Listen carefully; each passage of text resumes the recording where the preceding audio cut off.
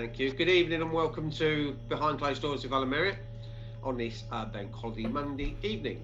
And with me tonight, I've got the great Sandy Smith from Quarries Warriors and Quarries Orphan Homes, and the fantastic Charles Ernest Spencer, who's I've asked to come on tonight.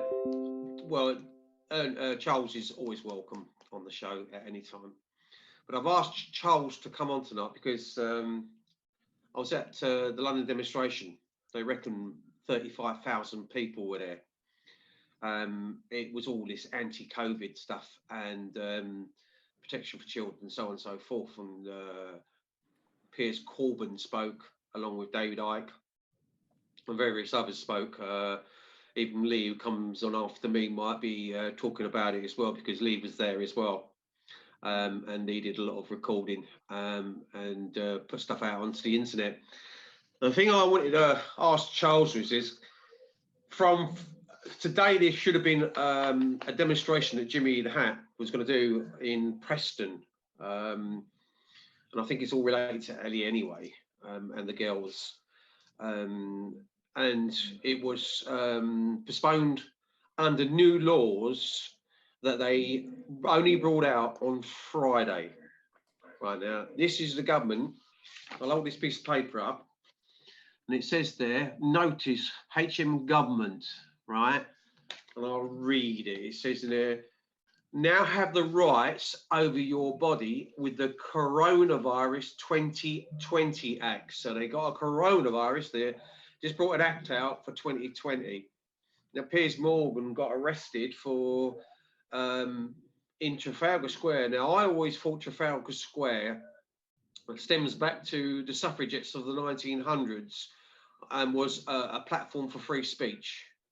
But then now you're saying that anybody who gathers over 30 or more, and if you put your name to anything that you do, then you will be held liable for that and could basically be held accountable, and a fee of £10,000 could be waived at you for breaking their laws. So the only thing we can do is when we do our Beechholme demo on the 24th of October is not putting anybody's name particularly to it, maybe calling it Beechholme or something, rally or demonstration, and just not. I mean, we spoke to liaison officers with the police.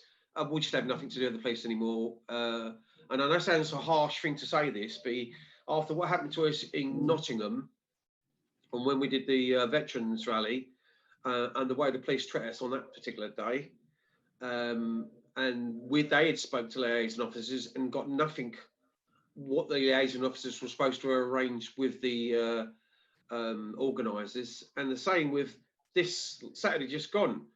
Whatever happened with the liaison officers, and there was a liaison officer there on the ground, they forced the demonstration when it finished, the protest when it finished. They marched down Whitehall and were stopped just beyond Downing Street, where the police had put a row of transit vans, blocked the street off, and then lines of police were this end and the opposite end towards Parliament Square. And there was a Black Lives Matter protest, and I think the numbers were in probably 100, maybe 200 Black Lives Matter in Parliament Square, and there was 35,000 people protesting about this COVID thing. This act, anyway, it says that under Schedule 21, Part 2, says that you can be forcibly removed from any premises if a police health officer suspects you are being ill. Now, that's the first part of it, right? In further states, you can be detained, tested, and medically treated against your will, Section 18. Further allows them to detain your children, for they are not allowed to treat them without your consent. Well, this all boils back to the consent issue anyway, because you don't have to consent to anything the police say to you anyway. You can bid them no harm, no loss, no injury under common law, and don't consent to anything they say. And further allows to detain your children and blah, blah, blah without consent. They will be able to force consent by threatening to test and quarantine yourself. This should alarm. This is not HYP hyperbole, what that means. You can go and read the act online. See for yourself at www.legislationgovernment.uk/UK PGA 2020 7 contents in whatever it is. And then it's just a bit about should your family this and family that. And this leaflet was given out. So whether it's to the letter of the law, I don't know, without looking it actually up. But it's something that the government was supposed to have brought out on Friday. And so we brought Charles in. And I know about Human Rights Acts. We know we got the Human Rights Act of 1950, and then there's Human Rights Act of 1954. And there's various things that we've signed up to as a country under the Human Rights Act. And we're a fully pledged member who signed up to this treaty. So I thought I'd bring Charles in and ask him how we stand and what do we do for the likes of Piers Corbyn being issued with a £10,000 fine for a peaceful demonstration. Because as far as I'm concerned, Trafalgar Square's got a plaque on it somewhere that says it was used for freedom of speech and democracy, and it goes back to the 1900s to the suffragettes. And we've talked about 1900s and the suffragettes to today, 2020, and it's still supposed to be a democratic place to be able to speak, or freedom of speech should be allowed. So I'll bring you in, Charles, if I can, and just see what you've got to say on it. Yeah, I've seen the thing about Piers Corbyn being arrested and all this lot, and I wondered why, because he was late Saturday, or after the demonstration, if you know what I mean. There was an headline, he'd been arrested, and I was going, why? So there's no real news about it. Then I thought, I wonder if they're gone for him as an organizer sort of thing, or whatever, you know what I mean, sort of thing. And but obviously now found out, I've seen him reporting on that and saying about it. He's going to appeal it, sort of thing, because basically it is unlawful, all unlawful under the law, sort of thing. Because that, what they said, Section 20, it's an acting statute. Somebody's just thought it up, we'll write this up. That's the law. It's not law. Secondary legislation, it's called. It's another off the cuff. I actually thought that when you actually said that, Charles, I actually thought exactly on the same terms. I thought, well, this has got to be secondary legislation, because how can you do an act, a kind of like a 24-hour act, or when we talk about acts and statutes, the government does sometimes come up with these weird and strange methods of forcibly trying to, because it is all about control, isn't it? Yeah, well, that's it, control thingy and all this lot, you know what I mean? They're trying to force, I've read people on about New Zealand and what they're doing there.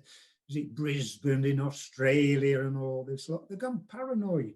And Germany. They're all gone paranoid and all this lot, you know what I mean? But end of the day, I can't talk about Australia because they're not under the European Human Rights Act. It's a different side of the world and that. Same with America and that. But basically all the countries who signed up to the European Human Rights Act, which is about 48 countries, basically the Treaty of Rome, 4th of the 11th, 1950, sort of thing, they are. It is a convention, a treaty, the law. It is a convention. In 1998, Tony Blair, and even Delroy's knows this as well, technically before 1998, if you have a dispute human rights, you have to go through the British system courts. You have to do that first, all the hoops and hurdles sort of thing, where they try and block you, and they will block you, because that's how they are. So because they operate under acts and statutes, not the law. They're not laws.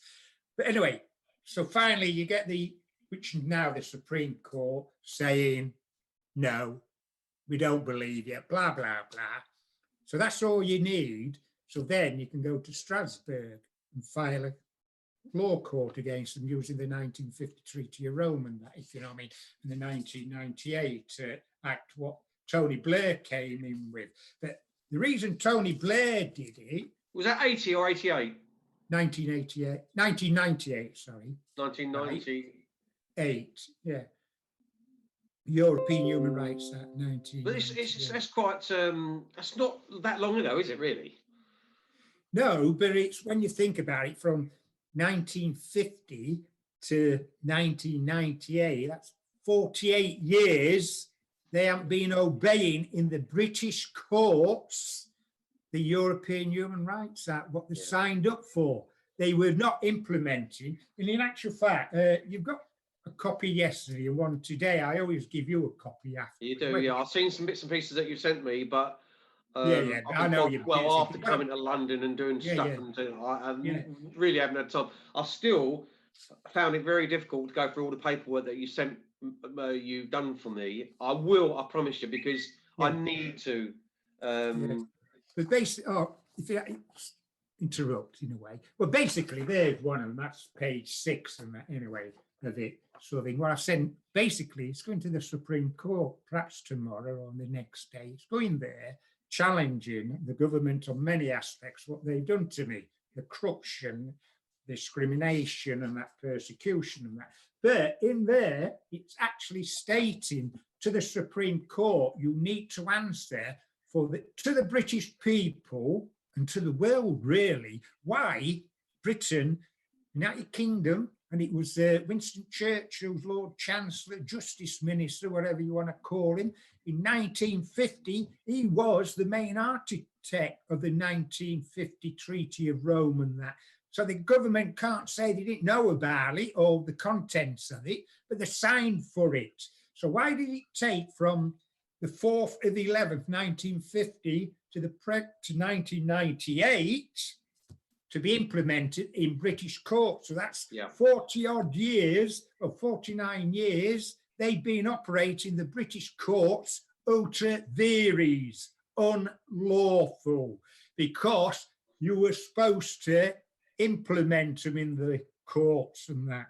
And then Blair's put it in, and the only reason Blair did the 1998 Act was so British judges, when you take a case to the court, can dismiss it. No merit, what they use in the case, this and another, they do it. You name me one European human rights case, basically the British judges for a white man is enacted. I tell you what, it'll be very hard. There will be.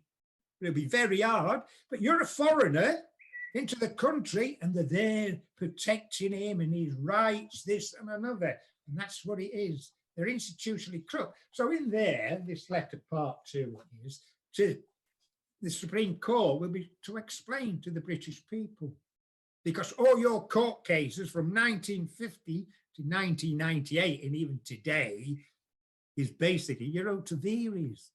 That's a long time, isn't it? You know, sort of nearly 50 years. Yeah. That's disgraceful.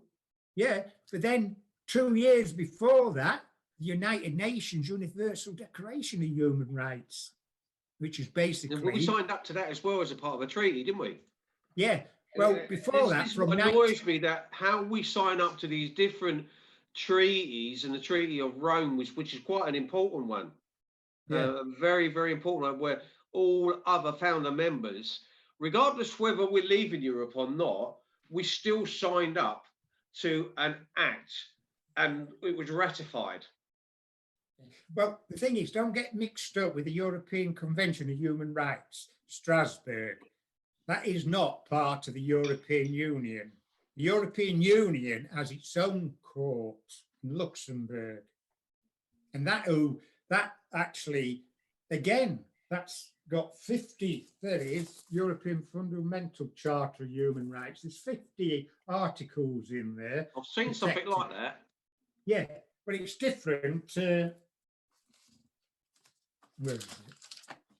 I've seen that There's the- logo before. There's the European Convention of Human Rights, Treaty of Rome, 1950. Yeah. But this is the EU's fundamental charter, which came out in the 70s and that, if you know what I mean. So these are the European Union's fundamental rights of human rights. So technically they run out at 11 o'clock on the 31st of December when we're no longer part of the EU. And this is where we got to be careful, because although this runs out allegedly on the 31st of December, I say that cautiously, right? I know. Because there are so many irons in Boris's fire, and there's certain things that Europe's playing with as well, because they're not daft either. Yeah. Because unless we give them total fishing rights to our waters, they're going to play hardball as well. Yeah. Well, I'll tell you what it is now. I go on a lot of sites from, what do you call, on YouTube, and the spokesman, and they know this stuff as well, if you know what I mean, about Parliament, this and another. They're always, oh, the latest developments, this, oh, Boris said we're doing that. And I always put, you're being played. You are being played by both sides, Yeah. you and Boris, that there's going to be no deal. There has been a deal struck, and what they're doing is playing it all out, this fighting, cross-fighting, and right at the last minute, Boris and the EU, oh, no, we've made a deal, We're going to give them access to so much of our fish stocks, this and another, so we can do this and thinking. Oh, and EU, oh, we did this. That is what's going to happen. Yeah. Deal is basically Maybach's deal or similar. Do you know, this is a bit ironic, right? I'm going to bring Sandy in a second, but this is ironic because this is supposed to be happening in October, right? Now, then you look at October, November, December. So within 2 months, we're supposed to have left the EU, but this fisheries thing is going to come out in October. So what happens from there is I'm going to bring Sandy in, because Sandy is nodding his head in agreement to a lot what you're saying, Charles, and he's quite a knowledgeable guy, because the rights in Scotland are slightly different, or law in Scotland is slightly different to what it is in England. Am I right, Sandy? Yeah, it's a lot different up here. You know, I mean, the thing here, what you're talking about, fisheries up here. Now, this is like Aberdeen, Peterhead, don't even ports, you know, main markets up here. All the fishing boats that's coming in here, they're limited to their catches, right? You're only allowed so much. Yeah. Bring in the boats for Europe, boom, boom. You're only allowed to land so much. The sturgeon's moaning on, right? But sturgeon's moaning on, right? About, oh, it's the same for our fishermen. They've not, we'll need to do more and we'll need to do more. They've done bugger all. But yet sturgeon is wanting to stay part of Europe. So that allows them access your waters. You can't have this. I mean, Jesus Christ. I remember when I was a kid out in the River Clyde, and we used to go to the fishing, and the size of the cod you could catch. I mean, it was like catching jaws at the end of the road. See, nowadays, there's that many boats come in there, and they're up and down there. There's a boat goes up and down the Clyde every day, trawling. And the amount of stuff that just that's out the River Clyde alone, they're pulling out of there, it's colossal amount of fish. They're not the same. Nothing's the same. Even in the rivers and stuff, they're not the same fish. But getting back onto this carrot we're talking about here, something's got to be done here.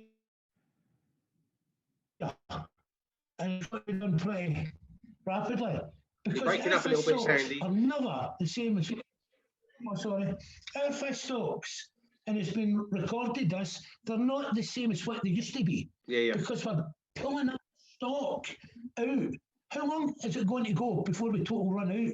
Because we've got these ships, and you see them up here in the North Sea, and they're hammering So it. what about this fish that they're putting back? So if they catch so much fish and they can keep so much of their quota, right? What happens to the fish by the time it's landed in the nets or been caught in the nets? If it's too small or whatever the case might be, by the time they throw it back, isn't it dead? Yes, yeah, this is the point. So they're throwing dead fish over. This is not just a couple of hundred, thousands I can see a fish every day. It's getting whipped over because, of course, once they could go out and put their nets down, and usually the boats up here in Oban, Peterhead, and all that, they'll go for about a week's fishing or so. Yeah. And then they'll catch their quota. If they catch that before it, they're home early, try and get into the market, make a big money. But the thing is, if they, I don't know how much they're allowed to catch, but we'll take it as 100 ton of fish, for an example. So they go out there and they fish, and they can do brilliantly, and they've got their nets set out, but they yank this in. And before you know it, instead of this 100, say the 100 ton that I was saying for they pull in 120 ton of fish. That's 20 ton of fish. You know, like it's got to get fish back on. They're all dead. Yeah. That's a bloody waste. We could feed the world with the amount of fish we're throwing back. You know, the amount of bloody waste in the UK alone could feed the world every year. Yeah. No, it's disgusting. It's shocking the way things are going in our country today. Yeah. This is why I was saying with bringing Charles on is like everything that this government has done. It's been like, I don't know. Well, I'd say this government's done. I mean, we can go back to the Thatcher years, and we can go back to the miners' strikes, and we can go back to Hearst destroying the unions. And the core of what people's rights were within the trade union. Okay, some people might say some of the trade unions took it literally, and probably destroyed it themselves, but I don't know. I think Maggie Thatcher did a bloody good job of it. Mm-hmm. She done well up here in Scotland, I'll put it that way. She did another what? thing with the fish, they'll only be allowed, say, on that trip to catch cod. So if they get a load of mackerel or whatever name of another fish actually in the nets, which they will, has to go over the side. They're not allowed to land it. Yeah. What a waste.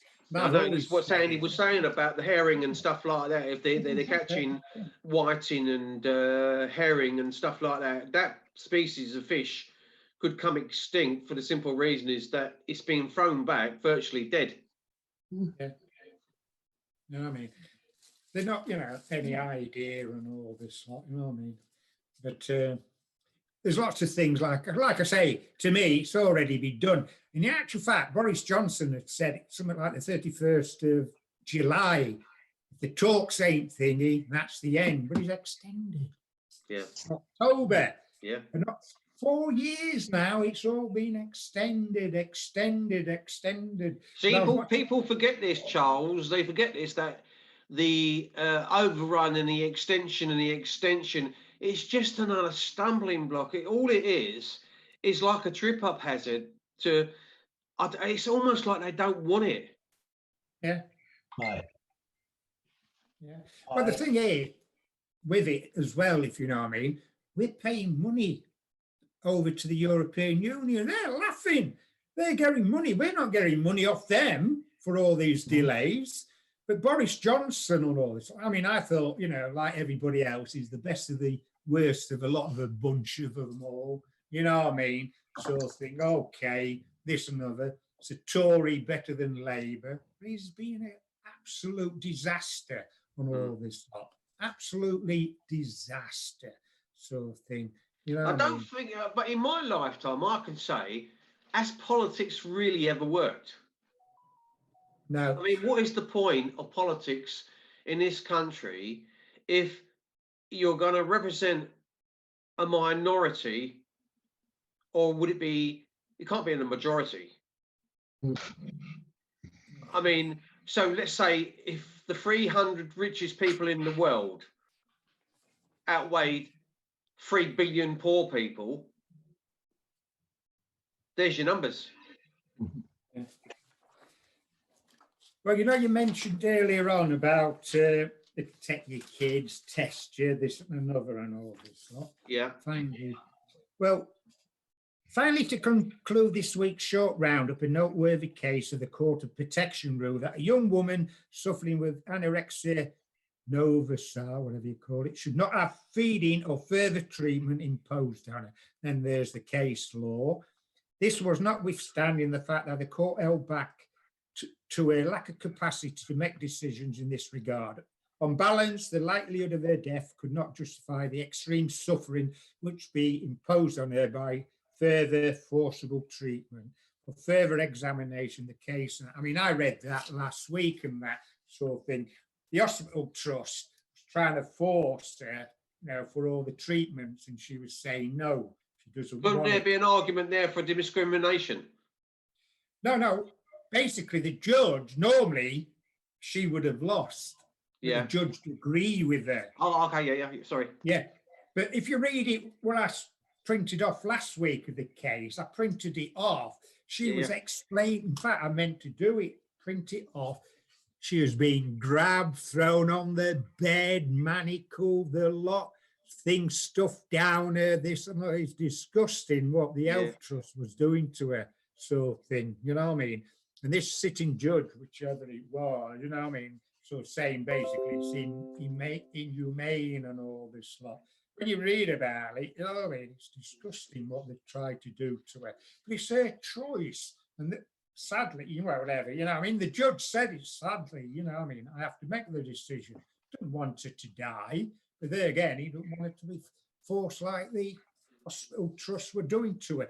And I think the last part said, she's not to be transferred to another hospital trust so they can try it by saying, well, we're a different hospital trust, don't affect us, you know what I mean? So basically, this case law, because it's case law now, a lawful proceeding, goes against what's on that leaflet, what we can do this to you, we can do that. Because that judge has said, you can't do it to that young lady, force feed her, force this against her and all this. We go then in, say, like hypothetically, a judge in New Zealand, a High Court judge in New Zealand says that the COVID restrictions that are being enforced are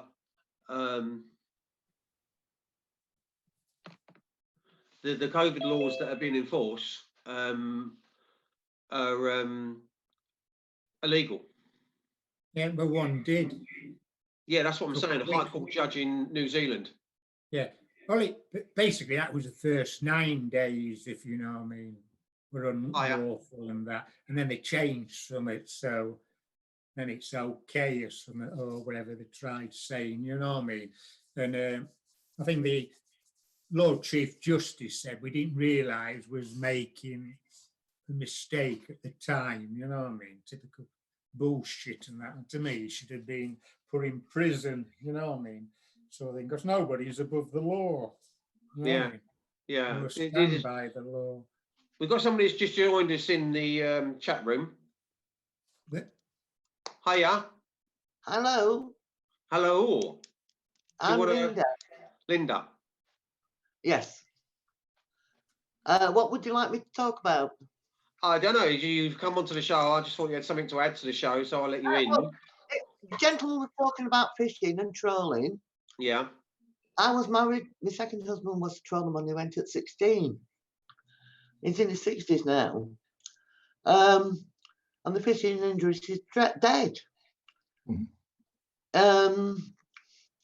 In Grimsby, yeah, I did see that they voted in a Conservative MP at the last election, and I think they're very militant, but they don't get into the news because they were the largest fishing port in the country. At one stage, yeah. Grimsby was, well, Grimsby's just up the road from me. And when my wife's from Grimsby, and her father was a merchant seaman. Yes. And Grimsby thrived from the trade that the docks did, and the merchant seamen and the seamen coming to shore in Grimsby and Freeman Street, and the pubs were a kind of like a hustle bustle. The whole area was alive. Fish went all over the place from Grimsby. But it's a dying trade now, because a lot of it is put into freezer vehicles and shipped off somewhere else. I mean, so sorry? Can I say something? Yeah. My husband was very active in the Cod War in the middle 70s. Yeah. Right? He says, I went on every boat, and we only had potatoes to chuck at them, but we went. 25 years later, John Prescott came on the news saying that after 25 years campaigning for Cod War money for these fishermen who went and did that, they've got it. Well, we didn't see it, but people told us, because he was only one in our town who'd been a trawlerman, and they knew. Well, anyway, it took 6 or 7 months before we decided to go and check this out. When we got there, they sat him down, took all his details, because obviously every boat he went out on, it should have been logged, and everything else the time served. Got a bad leg, but we were told to go down on the docks to a place where they kept all the records. When we got there, there'd been a fire, believe it or not. Can you imagine? After 25 years, John Prescott didn't know this paperwork had been in a fire. And then he's bragging about getting Cod War money. Anyway, it turns out my husband's records weren't all burnt. Give me a feedback. Anyway, found out. I can hear you. Don't worry, carry on. Yeah. He found out, and he just turned 50 at the time, that he had been paying all his stamp and from being 16 years old. Yeah. At 17, he was a cook on a trawler. Which is really quite good. Yeah, yeah. A brilliant cook anyway. You wouldn't sail without him. It was kind of like a good rank to have. Anyway, only half his records had been burned. I think they were very, very shocked. Yeah. My husband said, most of trawlermen don't live very long into the 50s, but hard life it is. Yeah, I bet they were shocked. I bet they were shocked when I turned up. Anyway, found out he'd been paying into a pension from 16. And that because he was 50, he could take his money out, which he did. But he never did get his Cod War money. They put loads of barriers in his way that he had to prove that he did so many trips, times, dates, and everything. He says, I know I was on all of them, but these records, what got burnt in the fire, half his records were burnt, so he couldn't corroborate some missing bits. We find this, Linda, let me just come in a minute, Linda. We find this with so much within politics. Now, you've got a couple of guys, myself and Sandy, child abuse survivors. Now, with our records, they were destroyed, lost, redacted, whatever done. The same story that goes on with so many things in life today. It's so true with everything. It's like they don't like the truth to get out there. Right. On the 22nd of August, I went down to Nottingham with the veterans. Yeah, I was there. Well, right. Very good. I spoke there. I listened to it. Every speaker was brilliant. Yeah, I spoke there. I'm outside, so I can't remember seeing you with your glasses on. I spoke there. Everybody was shouting my name. Oh, right. Everybody was shouting Alan. Because I broke down and I found it quite emotional. And who's the one who cried? I've seen you before. Yeah, it's me. Yeah, I have. To be perfectly honest, I take so much information in. It's hard. to find out what page you're going to be working on. We're all over the place. I met the oldest woman who was in Beechholme, and she told me her story. Yeah. I'm in a lot of groups, but I've initially started with the veterans because my son and my grandson, my son's a veteran, my grandson's a serving soldier there in the paratroop regiment. But it's hard to keep track of everything. Well, yeah, there's basically what my show's about is basically normally I'll be talking to other victims of that are survived and are still around today on child abuse, because basically that's what my area is all about, getting justice for the survivors, and with the likes of Sandy, who's from Quarriers. That was horrific in child abuse. And I may also, what I'm saying about this is there's a big memorial on the 27th of October, where are we now? August, September, sorry. And I get confused if we're all going all over the country, but there's a memorial which, Sandy, are you organising this memorial? Yeah, it's getting held at Quarriers Orphan Homes in Bridgeware, Scotland, and Sunday the 27th of September at 2 p.m. There were 338 little children laid to rest in there. Quarriers Orphan Homes removed their headstone, and why, how, nobody knows. All the records, again, we quote every record we quote. Why did they do that, Sandy? Be lost, mysteriously lost. Why did they remove them? No reason. They don't know. They've never given you a reason why they would remove headstones for children. Well, I tried investigating a wee bit, and I was told that they were a private developer. He built houses, and he bought over the old church. And the church, they were part of it, looking over into the graveyard.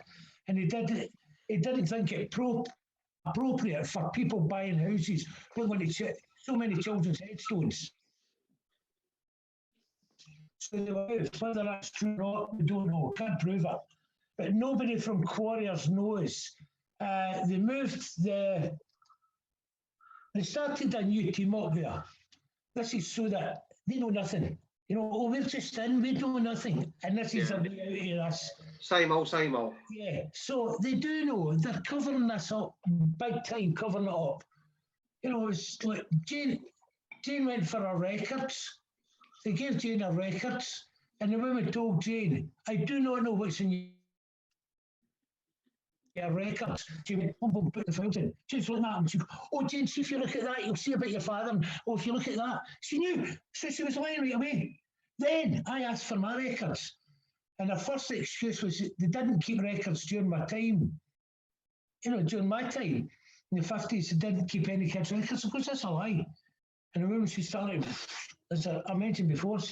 When you was in Quarriers, Sandy, let me ask you, because this is a question that is dawned on me, really, over while we've been talking about record keeping and stuff like that. And did you have, like, a house book? Like kind of like a diary that they would keep in the office for the staff, and they would put entries into that book. They had two books in the cottages, a punishment book and a visitor's book. And this was for people who were coming to take children away for weekends or holidays. They'd sign. Or people just coming in for a day, like the first Saturday it was of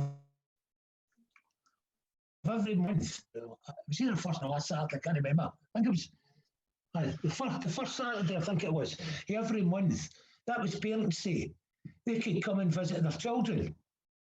Right? You know, for people, well, like I said, Jane, she was over 100 miles it took her. But we know why Jane was taking that. This was all money. This is another story, big time story about orphanages working together. We know the man that was doing it. We know everything. We've got a proof. and there were kids getting moved from the orphanage, and the Lisa Jane was in Dundee, so she was moved almost 100 miles to Quarriers. We find this because receiving for because, you know, and then Quarriers were receiving money, and this, I mean, there's Quarriers, there's the place up in Dundee, I can't remember, and then Carolina House, Dundee, Quarriers Orphan Homes, Beechwood, is it Beechwood? Yeah. Beechwood's Nottingham. Aye, Beechwood, Beechholme, Yeah. oh Christ, what's that other one? Shirley Oaks. Shirley Oaks, we know, and it was the fella from Shirley Oaks that put me onto this, and I started investigating. The same happens though all over the place. Yeah, it was all money, and that led me on to the British Home Children Yeah. of Canada, who was shipped over there. I mean, in Quarriers put over, we know of 7,500 kids shipped from Quarriers Orphan Homes to Canada. And this is going way back for the 1800s. Now, way back in the 1800s, every child during that time was worth £100. Mm. It did the same, Sandy. Let me come in a minute. 50 years went on, it went up. They stopped taking children. Sorry? They did the same with Beechholme, because I am sure that through the Operation Brockus, but Surrey Police have brought out an investigation into the child abuse that happened in Beechholme, whitewash, kangaroo type of investigation. Looking back into it, they were saying at the expense of millions of pounds probably to Surrey Police, getting millions of pounds for doing an investigation and telling the victim, well, no, I don't like that word, victims, the survivors, right, or those that were put in harm's way, their cases concluded because of time spent. Why open an investigation and bring all them horrible memories back for people and ask them to sit through horrific interviews and do everything on recording suites and things like that, and go to police stations where they've got these recording studios and the like of rape suites and stuff like that, and get, I'm not going to keep saying victims, the survivors to tell their story of what happened to them while they were in care, for nothing to happen thereafter. Because you've opened a can of worms, because you're asking people to relive all them horrors, all them ills, and all them memories. And I think when I was in Manchester and I broke down in Manchester, you kind of put yourself back in that when you start talking about the child abuse that happened to you in children's homes. And it all comes back, and it overwhelms you. It's like I did in Nottingham when I spoke at Nottingham with the veterans. And I kind of went weak at the knees and when thousands of people were shouting, Alan, to try and encourage me, I had to finish what I was saying, although it was quite an emotional, one of the most emotional ones that I've done. Well, so up here in Scotland, I would say we're a wee bit more ahead of you down there. We've got a thing up here called Future Pathways. It's government run, and for what's it called, Sandy? Future Pathways. Amazing. I don't know if Charles heard that. Did you hear that, Charles? Did you hear what? It's a thing we've got up here. It's the Scottish government that runs it. It's called Future Pathways, and they give support to victims. Now, Jane, for the last few years, she's been getting counselling. I had the counselling as well. Brilliant. And I mean, these are top class people we're talking about. It's coming in to help you. So Jay, I've had that. I went through all the counselling with them. Best thing I've ever done. Jade's still getting it. If we want anything, right, they pay for it. Yeah. That's a lot better and a lot different to what it is. Yeah. I mean, I've got a £7,500 camera for recording because I do video. You know. Let me just bring in Linda, because Linda's raised her hand, so obviously she wants to say something. Go on, Linda. I actually live in Rotherham. Right.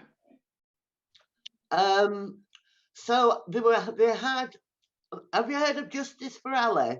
Yeah. Right. So I seen that they were having one in Rotherham. So I went to it as a time with the veterans. There were 5 of us outside the police station. But a girl had come from another group. And then we went up to the town square because there was nobody going past the police station. And she had a lovely speech. It was brilliant. I didn't get her name. But there was 2 blokes there in the 5 of us. And the bloke had to go at me because I was with the, I said I started out to where I am now with the veterans a lot of years ago, just on social media. And it's got gradually built from there. And he had to go at me. Why hasn't the veterans come on board with us before now? Basically, we're too busy with the Northern Ireland business. But now we're aware of it, and all the groups are coming together and encouraging. If it's near you and you can go, help other groups out, which is brilliant. Yeah. And I told them about Nottingham, which was to do with child abuse and veterans, and they PTSD, wasn't it? Yeah. Plus to do with Northern Ireland veterans. Yeah, I know. There was a combination of many things, but I'll just mention it was everything you could think of being talked about. Yeah. The list is so long, and they came, so they were introduced to other people. Because when you go to the gatherings, which I call them that, you meet people from all over, and you hear, I learned a lot. I was in Hyde Park last September camping, and there was a lot of people from all different groups, and I learned so much. And you keep in touch. Oh, And I think I've just joined this group last week because I didn't know about it. But the Justice for Ellie, you mean? What? The Justice for Ellie? No. This what we're on now. Wake Up. Oh, you just joined Wake Up UK, yeah. Yeah, Justice for Ellie, because I've got such a really good Facebook groups, right? All cross sections. I got the Ellie stuff up on the Tuesday night about 10 o'clock, the complete kit of it. And then to sit back and see what happened to her the next day, being put in prison and everything. Yeah. We've been on lockdown. I thought I spent this summer going to various different demonstrations. I'd got it all worked out. I was in Manchester for Children Matter in March. Well, I was there with my flag and my sunglasses, I should imagine. That was good. And then we all went on lockdown because I'd planned to go to London in May. I think that was Beechholme with Hearts of Gold. 16th of May, we were going to do that one, yeah. Yeah, I think Hearts of Oak is the best organisation, top of the pyramid. Somebody let me know when they had their first broadcast, and then it was took down about 4 hours later, and it was a brilliant theme. We get that a lot, Linda. I do a lot of stuff on social media, and within the groups that I work with, like Justice for Ellie, Jimmy the Hat, and the Free Melanie Shaw, the Carol Woods, and there's so many other organisations that I put myself to. We have things that go down. It's like they don't like truth tellers. Oh no! Tell me about it. But I think we will get somewhere eventually. Because it's getting bigger and bigger and bigger. Because what I've just seen in the last 2 that I've been to, the one at Nottingham with the veterans and the survivors and the groups, child groups, and so on and so forth, it was fantastic to see the bikers. Was absolutely amazing. And the organisation where they've got security and everything there for everybody, and everybody don't make a mess. But we were set upon. We were set up. I've had all the videos and in touch with what comes over. I was there. You've seen them? I was there. I've seen a lot of them. I've seen. I posted some stuff myself because we were. It was like a kettling operation by the police. They knew exactly what they were doing. the speeches were supposed to be held at the Brian Clough Memorial, and that's where the speakers were going to be, not the actual BBC itself. And we were stopped from going down there, but the police had forced us down that way in the first place. So them railings didn't just appear; they were put there overnight. So they knew exactly what they was going to do. And this is what I was saying earlier on when we first started the show. I turned around and said, well, when we do our Beechholme one in the 24th of October, that's when we're going to do the Beechholme one again in London. We're not going to negotiate with we're not going to talk with the police, because on the last few occasions that I've had dealings with the police liaison officers are kind of acting indifferent to everybody else, because the senior officers are taking no notice of the liaison officers, and we're doing our bit to talk to them. Did you notice? Did you notice the word Nottingham policemen? They were all from outside. Yes, right. Yeah, a lot of them come from Swansea. There were special folks come impartial. Yeah. Exactly. And it's like they're calling us blatantly all over newspapers far right. Yeah, and well, that is just the way that MSM carries on, because it does it to us all. We get that in child groups as well. It's not right, and yet Black Lives Matter. Hang on, Linda. Let's let some of the other guys come in, because Charles isn't coming for a while. Do you want to say something, Sandy? Yeah, when you're doing one of the events, don't put on who's organised it. Yeah. It's like Corners Wars, Beechholme, whoever. Yeah. Don't put that on it. You know. Because look what happened to Piers Corbyn, that he got a £10,000 fine. He put his name to it, I should think. Charles, let me come back. Let me bring Charles in for. Sorry. Yeah, good. What are you saying? But I was saying, don't put anybody's name who's organising it, because no. We got to have a chat about that. I want to bring Charles in because Charles, can you hear me? Yeah, I'm listening. What I was going to say about is, when I held this up earlier on, and we was talking about this, about the legislation that the government had brought out on Friday regarding this Corona-19 virus, to say that people were not allowed to gather in more than 30, and they tried to disperse us at London. Didn't say anything to me, because I would just said I don't consent to your rules and regulations. I'll bid them no harm, no loss, no injury, and done it under common law. But how do we stand, and what happens to the likes? We know about the Geneva Convention. We know about we know about we talked about the Human Rights Acts from 1950 to was it 1998? 48 years or something we said, didn't we? 48 years where they did nothing. Did absolutely nothing. And now they're bringing in these rules and regulations, although they're signed up to treaties and the Rome Treaty, the Treaty of Rome, and various other things that they've signed up to. How on earth can they do this? Well, they're just using fear on you and all this lot, and hopefully that you don't know the conventions and that.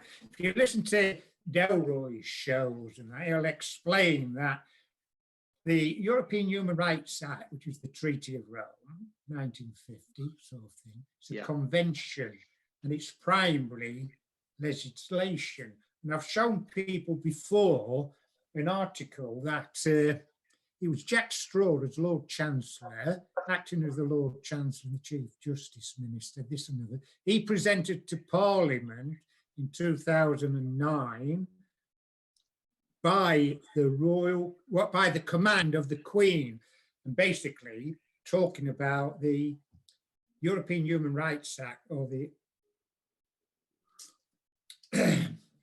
so 1998 European Human Rights Act, 1998, about public authority.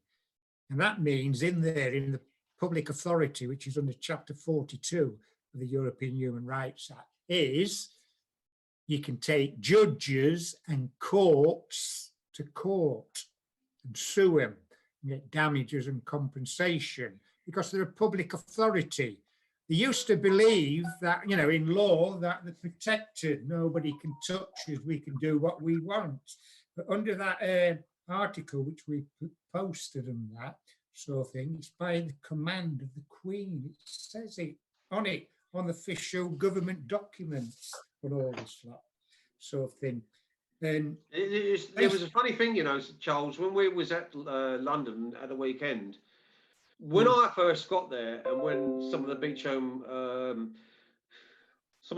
guys got there, the police didn't have no mask on. None of the police had any mask on at all when we were. So suddenly, after a while, it's like somebody was handing out masks, and it just seems strange that, I don't know, it's like everything's kind of like a rise to get people going. I don't know what it's all about. Obedience. Seeing how far they can push you and all this lot, if you know what I mean.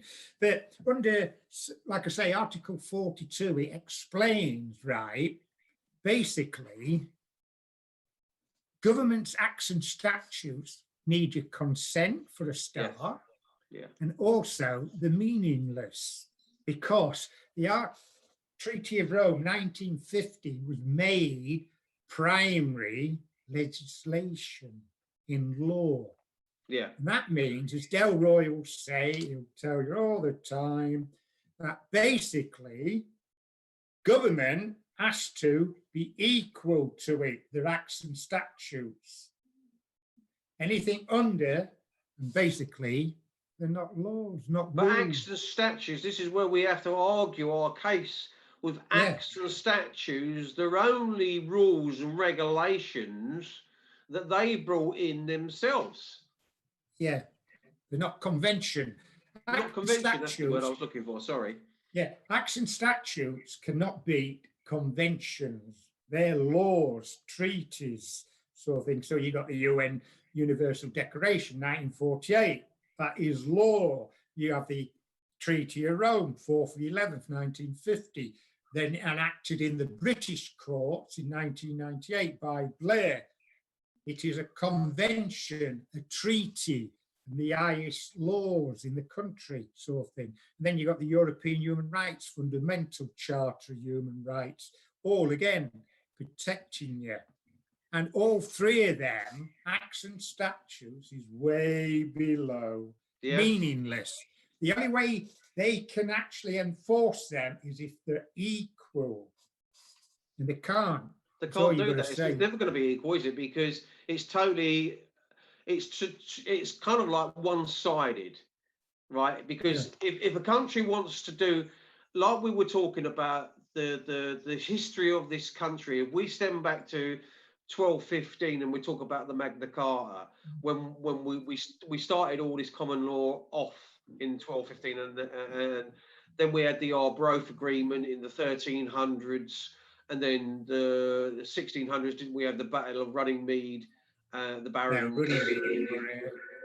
Was that 15-ish one? Yeah, something. No, it was you probably mean the Bill of Rights in the 16. There was the Battle of Runningmead was a little bit further on, Charles. I'm sure 1300. Whatever, we know what we mean anyway. You know what I mean. But I mean, what I'm saying, the point I'm trying to get at is, like, you know, people seem to forget the Queen's oath unto her people, sovereign to the state. And this is what we seem to get, that people don't realise what their actual rights are. The policemen don't even know the law nowadays. If you said to a copper, are you a police officer or a police constable, they wouldn't know what the difference was.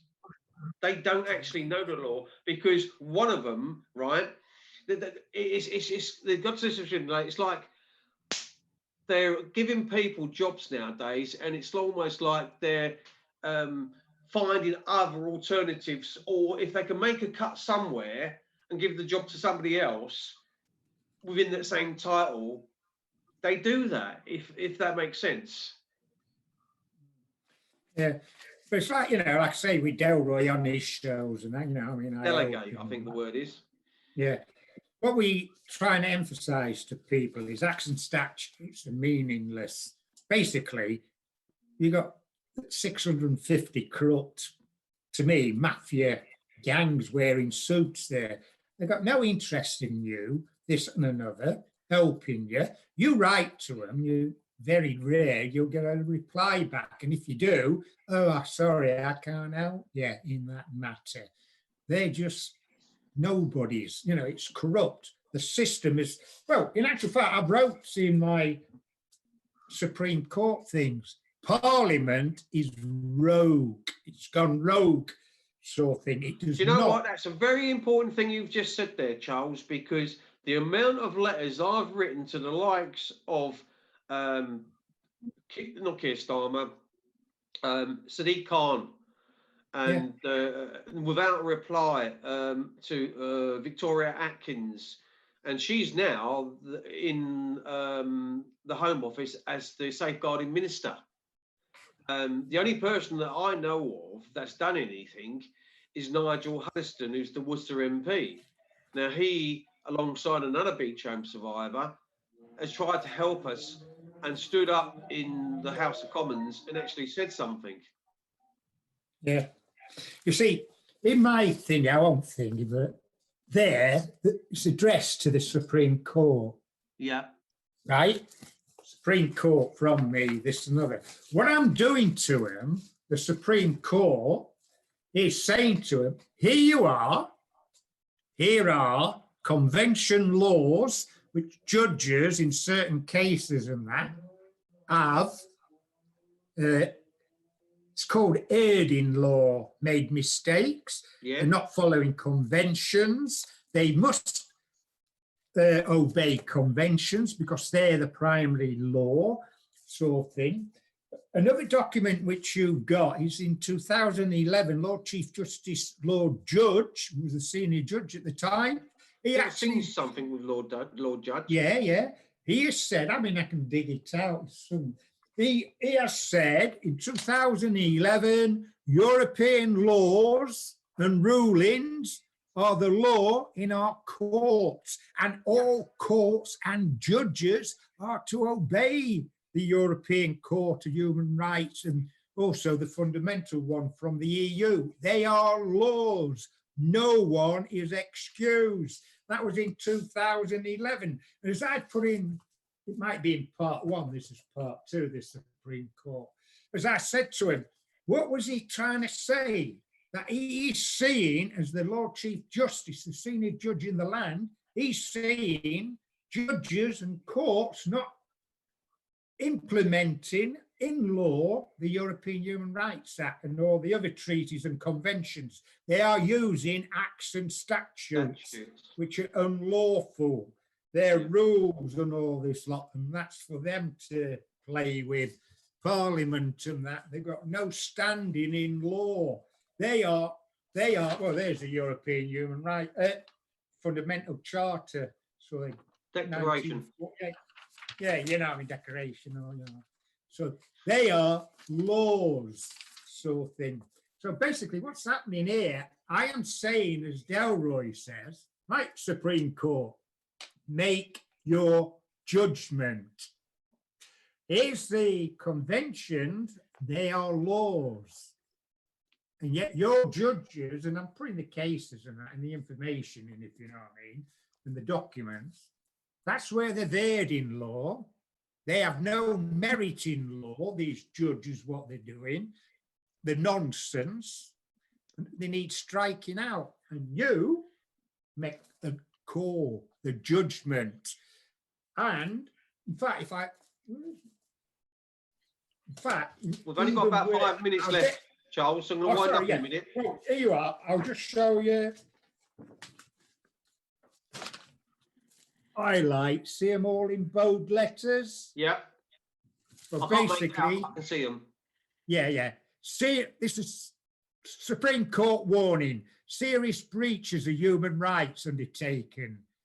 The named people face serious charges of misprison, which means serious violations while in a public office. Yeah. Malfeasance in public office, misconduct in office, misuse of public money, serious contempt of court from 4th of July 1979, committing perjury in a court of law, trying to pervert the court of justice in a court of law, and other lesser charges. And then I go on to about all the treaties and conventions and that, and why are the judges in the cases and all this lot. Well, I should be seeing you, I should think, in the next couple of weeks anyway, because I'm going to have to speak to Delroy and make an arrangements for me to come over to see you guys.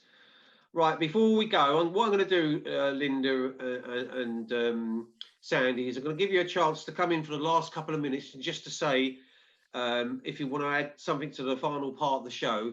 I'm going to give you, Linda, would you want to add anything before we go off air? That was very informative. I've just listened to it. It's been very informative. Charles is very good. I watched every Saturday all last year Tracy Blackwell fighting for Justice Girls. Yeah. And I learned a lot of her. And to watch the crowd. She's good with her common law. Oh, she's brilliant. Basically, I'll get back to what I do best, liking and sharing, picking up new people, and with all the groups, and basically just put on my Facebook. I've joined your group. I didn't know about it, and recommend you. Thank you very much. As I said, I mean, Justice for Ellie got 80,000 people on that site straight away. Yeah. I'm on a really good group from last year to do with Brexit. Jacob Rees-Mogg's Appreciation Society, and we're on Jacob Rees-Mogg backup because they turned us up a few times last year. They did a lot of letter writing and a lot of emailing last year. Yeah. And they're 25,000 strong, still going well. So the groups we have got the numbers, everybody's got their own compartment. Well, if you can recommend Beechholme and that, and get the word out there, because what we're trying to do is get as big a demonstration for the 24th of October. If you can help us, Linda, I would appreciate it and be able to go. I've got to start winding it up a bit, Linda, so I'm just going to bring Sandy in. Thank you very much for coming on anyway, Linda. Sandy, do you want to add a final bit? No, but just for anyone listening in, if you could spread the word on the 27th of September at 2 p.m. at Quarriers Orphan Homes in Bridgeway, Scotland, all children who gained their golden wings during their time in care. This is our first anniversary of managing to get 338 little children's headstones replaced. Yeah, well done. That's brilliant, Sandy, and I look forward to coming down on the 26th of September and spending a couple of days with you and Jane. And I'm really looking forward to it, and I'm looking forward to the service as well, because I'm coming up there as part of, just to show our respects as well, Sandy. Yeah, we're just sorry that Jane and I are just sorry just now that we can't manage to a lot of the things. We've been asked to a lot of places to attend, but with Jane's healthy now, and Jane is in lockdown down here. She's not been home since March, so she can't even go home. And then, same as my wife, basically. Kath's been indoors ever since. So she can't go home. So it's a bit. See, which is family friends, but honest, this COVID to me is shit. But I don't believe in it. There's something. I'm just going to get. Thank you, Sandy, for coming on, mate. Because I've only got about a minute left. Right, so it's always good for you to come on. Come on again next week, and then thank Linda for coming on, and also Charles. Do you want to have a last word? Actually, you can carry on if you can carry on if you want to for a little while. Can we?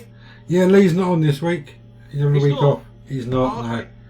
He's got he's got some family things to attend to, so he's off. So if you want to carry on for a bit longer, you're more than welcome to.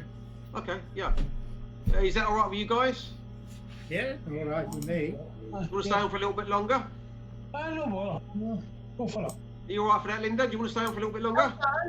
Yeah. Well, it gets to get you to know some of the guys, because Charles is an absolute legend with his common law, and him and Ken, and I know Tracy's good because I've heard her myself and I've listened to some of the things that she said, and she's actually pretty brilliant, to be truthful. And I've seen a lot of her videos where she's stood her ground. She's got a good future. Oh, she stands her ground and she's very, very good. And it. Charles knows her anyway. I said, if we all keep going the way we're going, all the television companies and the news will go down, and we need new faces. The old ones are not truth tellers. Somebody like Tracy has got a future to go far. She's young Oh, yeah. enough. There's a And lot she of good comes people on- out there. Oh, I work with Jane, people as well. I'm going to bring Hey, Charles Jane. back in because I want Charles to, because he was going to say something then. And Charles, what were you going to say there? Yeah, I was just going to say to you, I looking at one of these things on YouTube. I think it was Talk Radio. There's a guy called Graham's surname, a big guy he is, sort of really. Oh, yeah, I can't think of his first name. I know. Oh, yeah. Yeah. You know what I mean. Sort of. If you Forgot his remember, guest. Linda, let me know. Yeah, I know. I was just going to. The guy that does the talk radio on LBC, Graham, somebody. Anyway, the Go show on. was from a. I think Boris Johnson is enjoying this power decree far too much. But actually, in the show with his guest, about halfway, he turned around. Look, you can't even say out about the children in care homes being done and that. He actually mentions it, sort of thing. You know what I mean? So I was going to send it. Send it to you. Via you at VK and all this. Sort Yeah. of thing. But he's saying, any debate, you try and fetch something up to MPs and they don't want to know. Something like that. He was. It's that I always find with MPs and their, I wouldn't call their personal assistants. They're always like not. They're so involved with Parliament now. It's kind of like a shadow of the MP in itself. So I wouldn't put it as much as a personal assistant. It's more like a bigger role than a personal assistant, if that makes sense. Yeah. And you get stonewalled by both. Yeah, sort of thing. I mean, really, it's the office staff who do all the work for the MPs and that.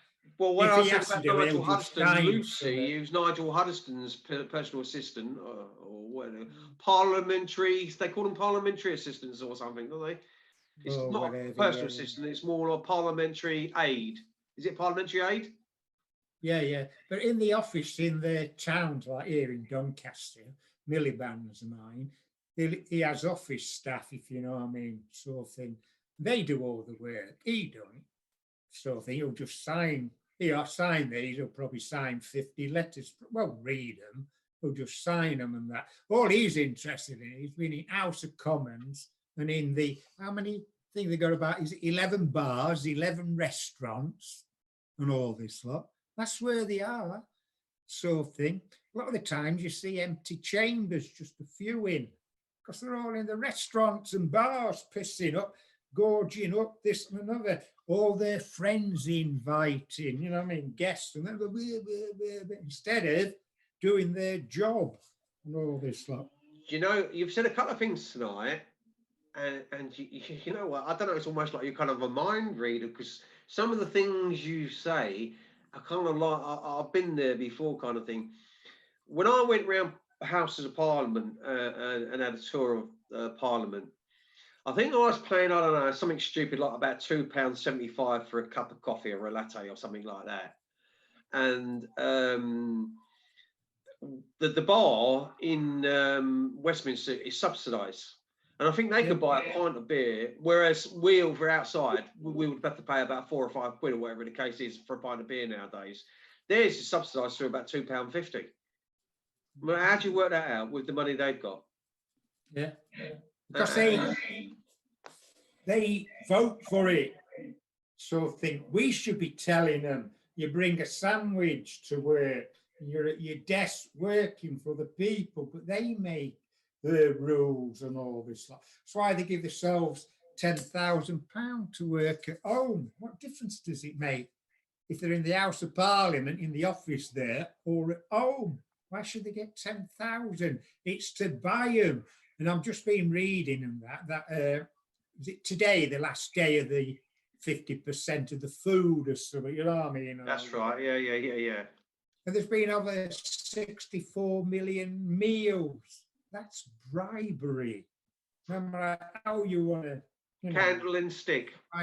Look, it's bribery. Same as, you can stay at home on 80% wages and all this. Like, it's all bribery to stop Yeah, you it's going either for it. it's either carrot and stick or candle and stick, whatever Yeah. the way they use to bait it. Yeah, sort of thing. You know, Linda it's wanted all- to say something. She wanted to come in. Do you want to say Yeah. something? I've got 2 points to make. 2 different. My feedback on my Facebook is that they're all saying we want new parties, new setups. Well, I've been involved initially with Veterans and the People's Party. Have you heard of that? Yeah. I've only just got to get to know the veterans from Nottingham. Yeah. Well, there's a party, nothing to do with them veterans. No. Robin Horsfell, he's gone back into well, I carry on. Anyway, he sorted it up. It's Veterans and People's Party.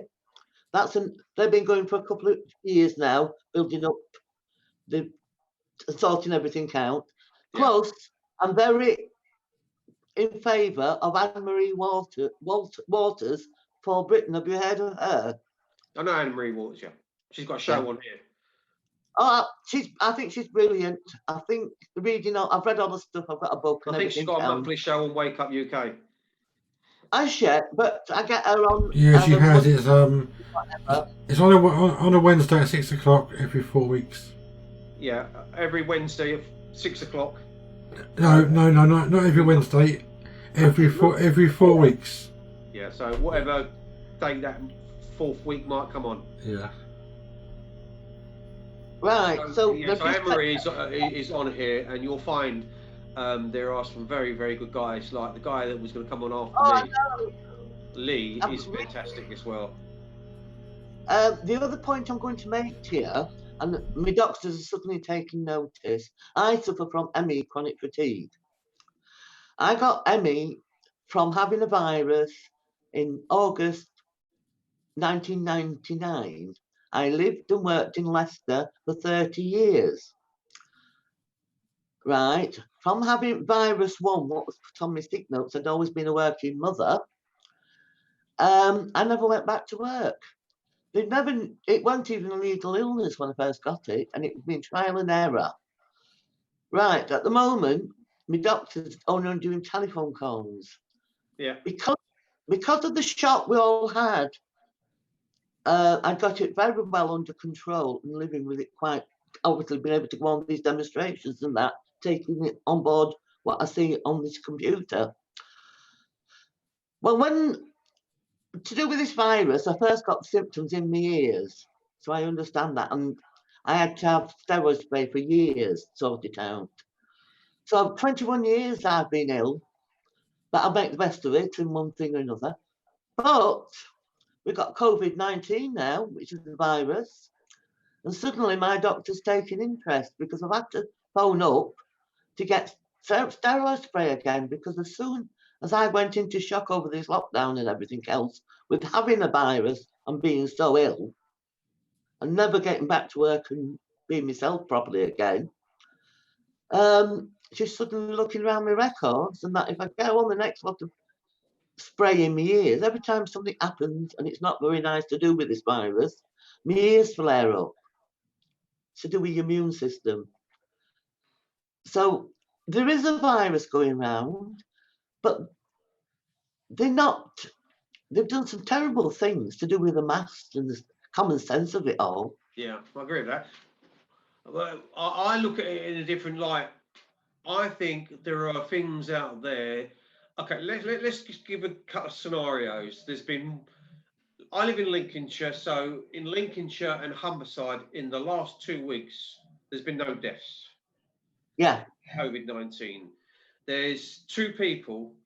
Now, if you're talking about 2 counties, Lincolnshire and Humberside, 2 people in hospital for COVID-19. How many hospitals are we talking about with your county hospitals and your villages and your towns are suffering, or people not being able to go and have treatment what they should be able to do because they're using the excuse of COVID-19? And then he finished. As I said, the doctor wasn't able to look into my ears because he was doing the first telephone call, and I was on the first day, and he rowed with me. I says, have I ever seen you before? Because the doctor what I've had for 15 years is retired. I'm telling you, my doctor used to say, what do I need? And then he'd explain, I would get it. But having to start with a whole new load of doctors under different rules, where you get the doctor you're given, you can't ask to see a specific one.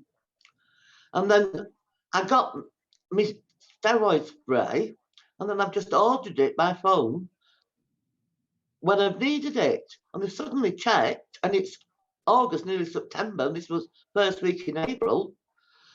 I think we might need to see you just to have a look, just in case. Now, how many people's having that done to them? Yeah, that's a good point. I again, like I said to you about the over the phone. No, this, that, or the other. No checkups, and all these months later.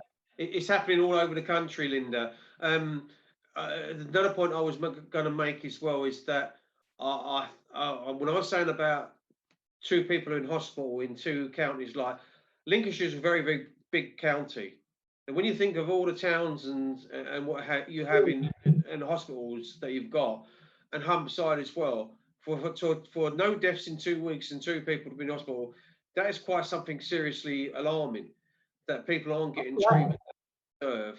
And then I think that more people died through Spanish flu than they did from this COVID-19. I think, what was it, 50? I got the book. I actually got a book off Amazon 2 months ago, and it was wrote in 2017. I passed it on to friends, and when you read it, the script, what's been coming over since March, is identical to this book. It was a brilliant book. And I'm going, oh, we're not at the second wave yet. This is just a spike. And to go run according to the timetable to do with Spanish flu, it'll start up again in October, right? And then they'll sort it out by Christmas, but then there'll be a third spike in February. And I passed the book on, I'm waiting for feedback, and I'm going, oh my God, this book, it goes into details, what happened after the aftermath. I am positive that this all was planned. Because every time somebody's asked me, because they think I know a bit more, since April I've gone, I think we should think the miners' strike. And then I've said, listen, it's nothing to do with a virus, it's to do with catching criminals and money.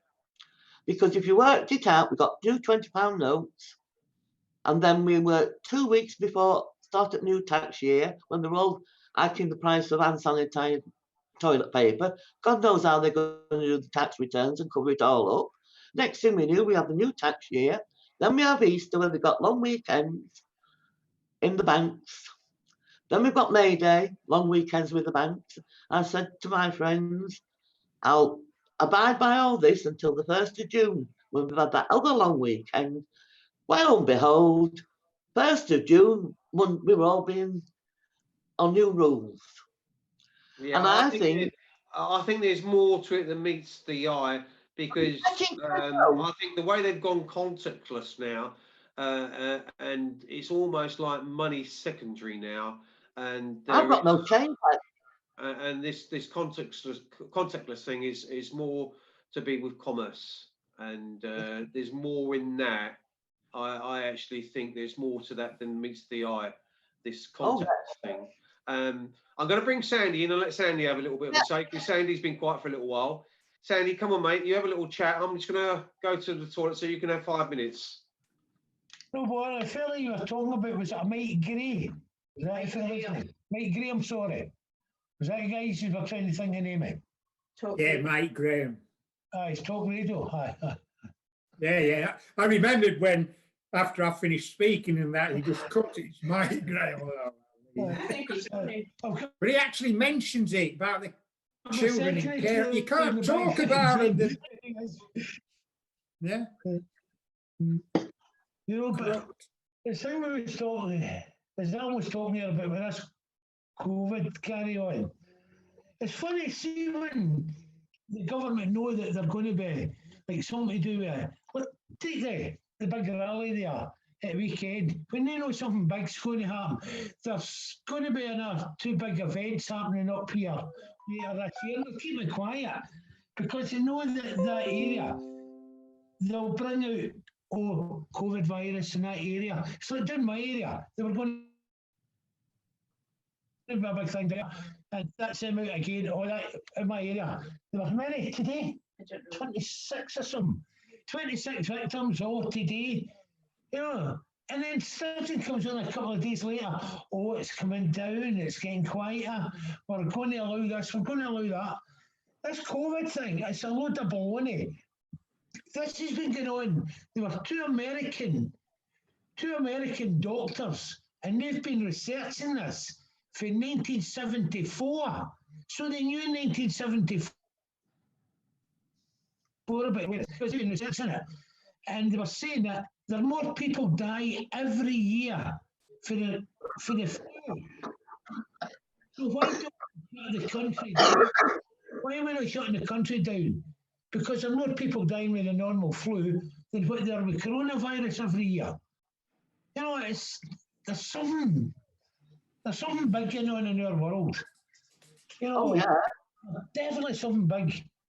And it's just to try and put what it is, I don't know. I can't think. Well, on YouTube, there's a Definitely guy something, called yeah. Vernon Coleman, doctor. He's very, very good. And he sits there in his chair, 40 odd minutes, and he'll tell you about it all and that. You know what I mean? It's a scam. So the goats, this and another, you know, based on facts and all this. You know, it comes out with the true facts. And there's another doctor I've been following. He gets some of the reports and that, and he'll talk through. Look, here they are. They're saying that, and he underlines it, and then he analyzes it all. And I go, why are they doing it for? Because you know, These doctors, if they speak out, fuck off. yeah. No, but that's what I'm saying. The doctors and our nurses who speak out about it. You know, there was one of the hospitals up here in Beechholme. Oh, the amount of people that's in the hospital is like corona. And it was found out there was nobody in the hospital with corona. And the nurse that mentioned about it, she was struck off. This is what's happening. They speak out about it. These people speak out and they're struck off. They've lost their job. It's a bloody disgrace. You know, I heard, what's that fella? They were speaking of, what do you call him? How many thoughts Jesus know that? David Icke. David Icke. I heard David Icke speaking there. Oh, And Dave. he put through a couple of things, and it really was good points. You know, he was talking about the coronavirus. He goes having a measuring tape and a calendar and a watch. And that's true.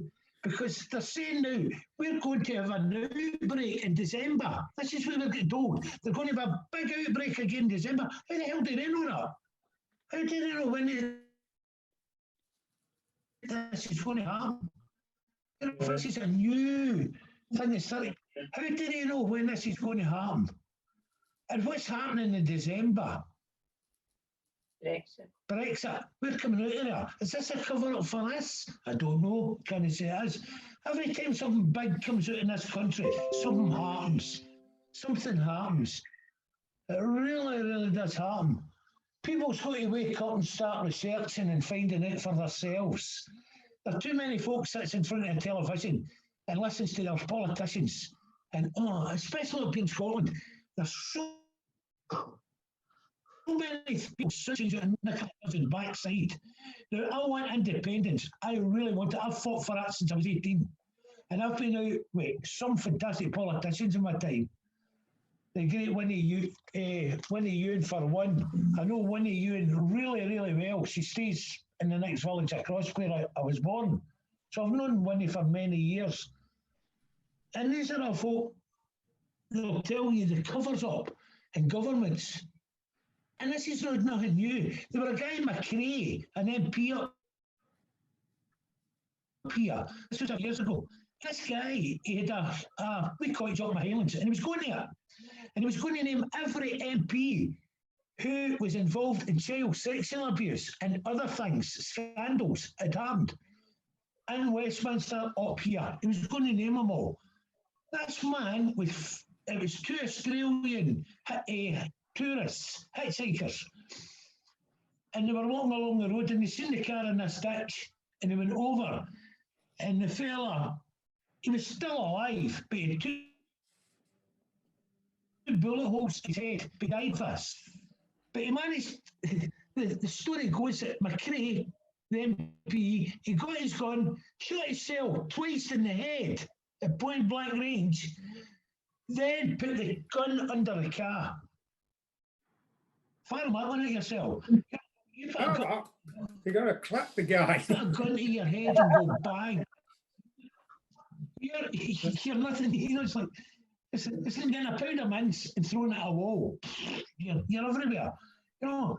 But they were an inquiry into this, and Winnie Ewan, she asked to see all the documents, the police documents. She was refused that. She was not allowed to see them. This is one of the biggest cover-ups in Scotland, and it's not to be reinvestigated, you know, into this guy's death. But this is what happens up here. You speak out about things. Bad things happen to you. Even down south, people are put inside. I see that. People are losing jobs. I see it. I know a good lot of them. Melanie Shaw, met her a few times. Melanie's speaking out, Bob. I want to know what happened to Melanie. You know, I'm not saying. There are another woman up here, what do you call her? Kelly. Mel Kelly. Fantastic. She was going to name all the Scottish governments up here. She had to proof the lot. And Mel Kelly, it was a big thing over in Australia a few years ago with the mining thing. She brought down the government there. This woman was fantastic. And Mel was going to bring us out. That woman's went missing. Nobody knows where she is. Nobody gives a shit. I tried to find her, could not find her. They were a profile set up on Facebook. Hi, it's Mel here. It wasn't Mel Kelly. It was Mel, I had a passport, and we knew, and I know it wasn't Mel Kelly. And I told this woman, because you know Mel Kelly, who are you? And that was taken down. You know, but there are too many people going missing for speaking out the truth up here. And this is another thing that's got to stop.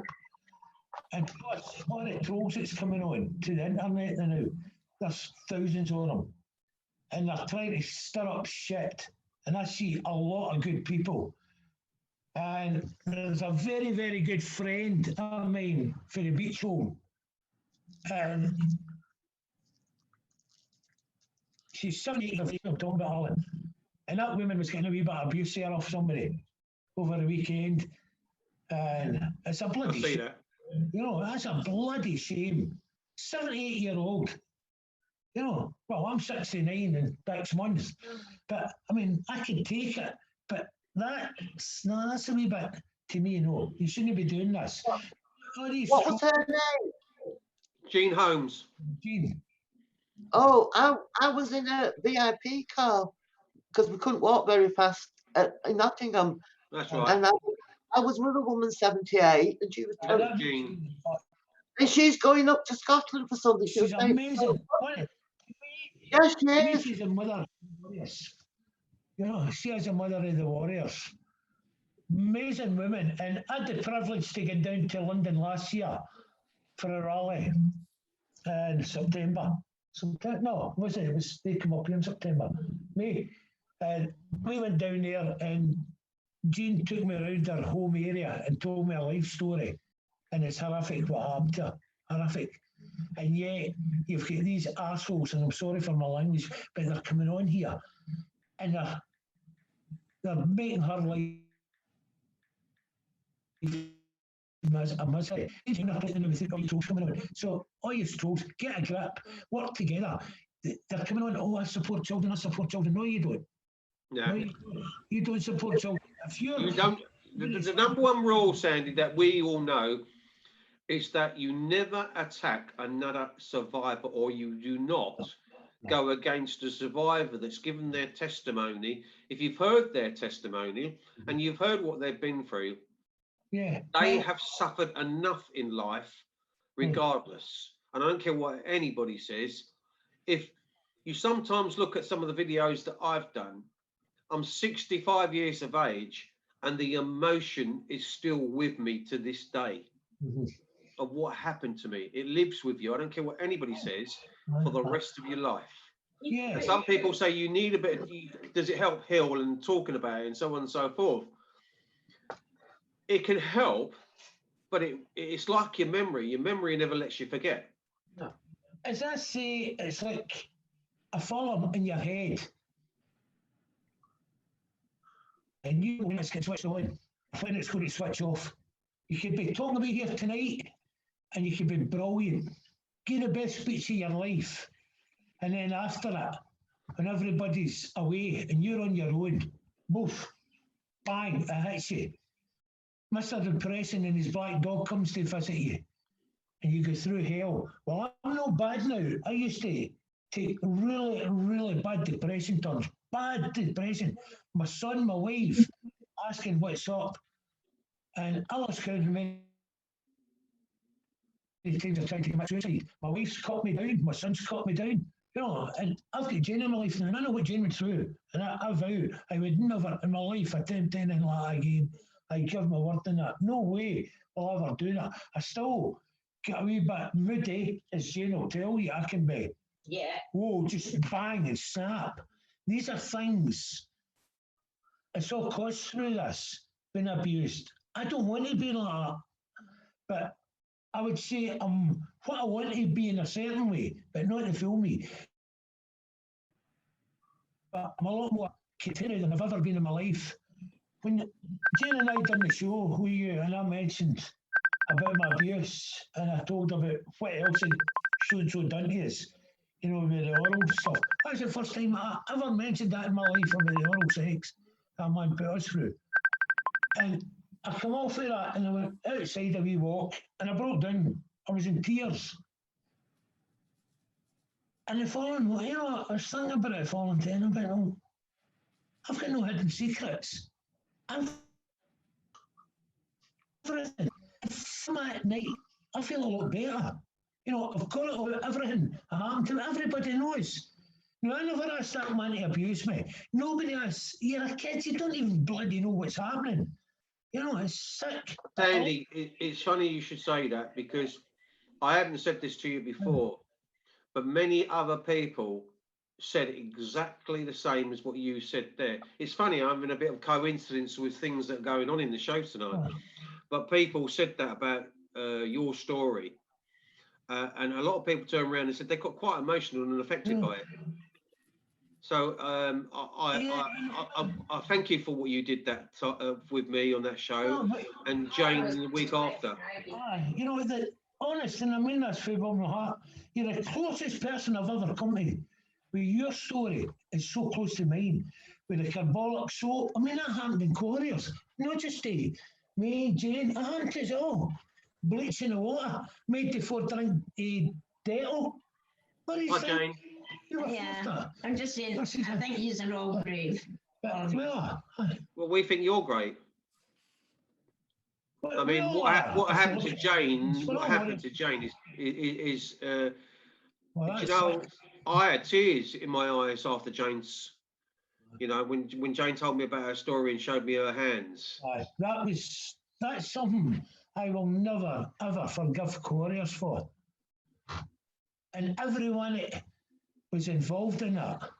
And I mean, she's lived with like a mutilation for all her life. And that's disgraceful. That's it really is. You know, with the survivors like ourselves, that you kind of have a sense and you can talk to people, and you kind of listen that more intensely, and you sit back and you get a better understanding. You can never ever put yourself in the situation of somebody that's been through it unless you've been through it. It's like a sixth sense, and if that's the wrong word to say, I apologize, but you know where I'm coming from when I say that. You know, the other week there, I was in the back garden. She was an elderly woman. She was walking through the park, and my back garden looks on. And so, hello, started talking. and she started talking, and I can't remember how it all come up, but Quarriers come in and she goes, oh, I was in Quarriers. Oh, Yeah. Is that where Stumpy? Yeah, and then she turned around and said, oh, I know you, some the hands. Now that really, honestly, if I'd have been a man, I'd have jumped at home, I'd have killed her. And it really hurt me for 6. She said that really they used to call me. Aye, because we used to sing a song about you. It was set to a hymn. I don't know what the song was or a hymn, never. I don't know. Did that affect Jane? Yeah, aye, big time. Yeah. Affected me more, but it affected Jane. Alan, Because of that Jane one woke word. up. Because of that one word. What? Just because of that one word, Stumpy? Yeah. do you know what it Sorry, Jane. brought back?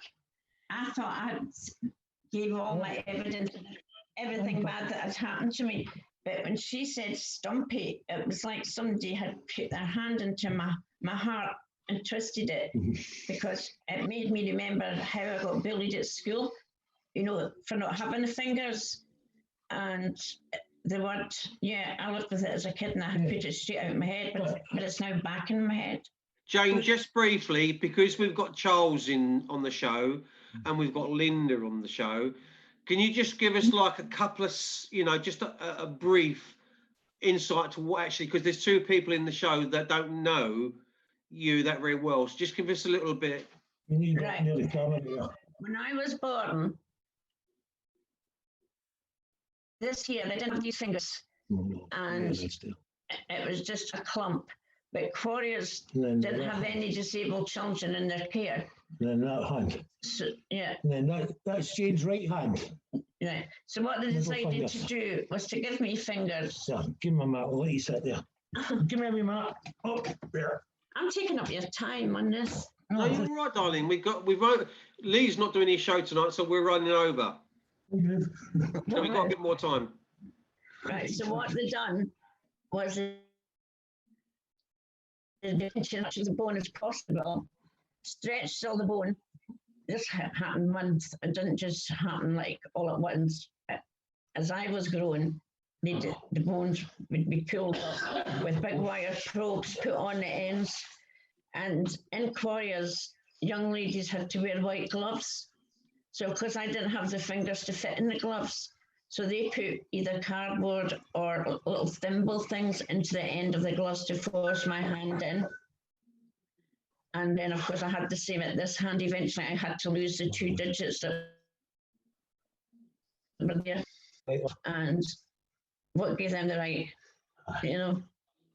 It's what gives them the right. They took the skin off my stomach, so I lived with scars all over my tummy as well.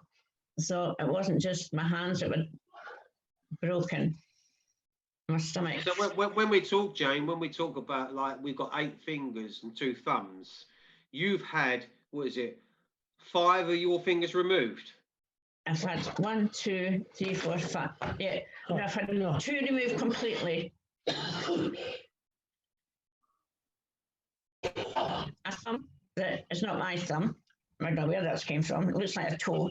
And they gave me the 3 what they call fingers. They don't do anything. And there's a picture of me at 3-year-old, and I'm holding a bucket, quite happily holding this bucket, and I was able to grip.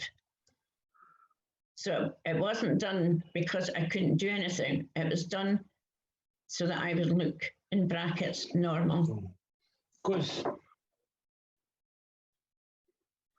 Jane in Quarriers was a designer child. And we can prove that Quarriers were involved in designer children. Can I tell that bit? Aye. I found this out on my records. I used to have nightmares because I was taken out. Sorry, my speech isn't great tonight. And I still do have it. I'm getting therapy. But people would write into Quarriers and they would ask for a specific child. And I would, on mine, I would like if you could issue me with a little blonde girl has been between 5 and 6. Brown or blue eyes, doesn't matter. So I by people, and on my records, it's just got loads of scores. I don't know who the people were. And I have nightmares about a couple of them that are really, really bad. So you love children, you wouldn't care what colour that child was, what colour their hair was. I was a designer child. But You can sit down again. Jane will shout out quite a lot about, I'm not going to that bed. I'm not going to that bed. And she dreams about a fourth bed with curtains on it. Yeah, it's With mother had curtains. You know, the four poster with curtains. And that happens regular.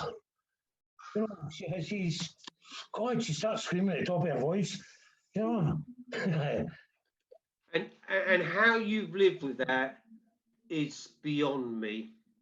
I have no choice. You know. I know you had no choice, darling, but I mean, you are such an inspirational, brave woman, and I have nothing but utmost respect for you. You know what, as well? I believe things happen for a reason, and all of us have came through all we've came through.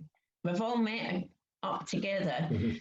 When I met Sandy, if we hadn't went to that graveyard, I would never have noticed the headstones were missing, and they would never have had to put them back. So I try and put things into nice little bundles so that they can't affect me that bad, because I think something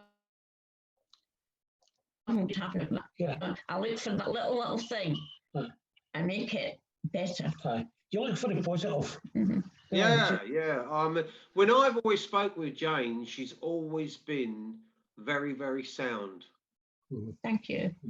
And a pleasure not only to know, to talk to, and so much respect that she came on my show and she told her story for the very, very first time to a live audience. So much respect for you. I've almost got tears in my eyes, and I thank you. The thing that really gets me is they used to forge Jane's hands into white gloves. Yeah, I said that, yeah. And they used to wrap cardboard or put paper in the fingers. You weren't listening, I said that already. Oh, did you? Sorry, sorry. No, I was watching. But even that, you know, I know you said that, but the thing is, even doing that, what adult? Well, don't know, this is not other kids doing stupid things to a kid. This is adults doing this to a child. But you must remember, we weren't seen as children, we were seen as money. Aye. We were money because people used to pay warriors to take us out. Yeah. You know? I don't know about Beechholme or any other orphanage. I want to try and find this out. But in Quarriers Orphan Homes, this is during the 1950s when we were there. Your parents had to pay the 25, like, 5 shillings. was it 25 shillings each? Yeah. Aye, 25 shillings, right? Like £1.25 in today's money. They had to pay for each child that was in care. They had to pay that to Quarriers. Jane's father had 3 children in there. He ran into debt to almost £900. Aye, well, almost £1,000. It was £900 and odd they ran into debt for. Don't go anywhere, Jane. Stay there.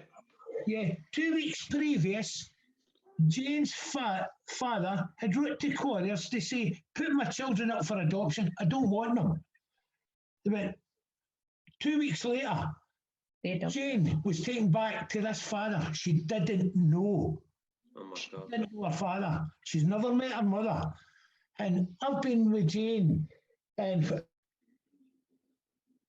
up at the hospital, and the doctors come in and go, you know, Jane will be talking about her health and all. Or with anybody else in your family. And I see Jane, you know, sort of, well, I don't know my family. Oh, how's that? You know, they want to know how you don't know your family. So Jane's got to explain out, well, I was in care. And I know that bothers her. You know, it does bother her a lot. But I really don't know, it's just, her story's horrific. And I know. what I've told her. Well, you've had me going a few times because, you know, you listen to such a sincere, honest woman, and what went to, like you said, It's this brilliant. shouldn't have. You know, I never seen my, I don't call him my father, the old man, in all the years that I was in there. It was only when I got the little records that I got, I found out he'd actually put us up for adoption when I was only 7. Yeah. And he'd got married again when I was only 7 and started a new family. You know, so things were happening that. That night we come on, that was like part of one of your stories. It goes on, even mine, even Jane's, it goes on, and it's worse. And I mean that. Yeah, you better. Well, what I'm going to do, just, Jane, is if you're up for it one night, I'll have you back on the show one night, and you can do a prelude to what we've already done, and just carry it on. I know it's a lot for you to do, and a lot of a big ask of me to ask you, but if you feel like doing it sometime, we'd do a bit more. Yeah, it's just, you know, like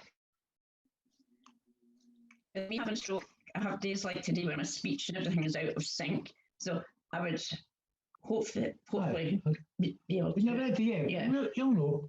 I'll know. Yeah. It's just some days my speech is perfect, other days I'm overtired because I didn't really have a sleep today, so I'm overtired. So I think it also helps you, Jane, when you're speaking with me, like we've already hit on this, that when you're talking to another survivor, there's empathy.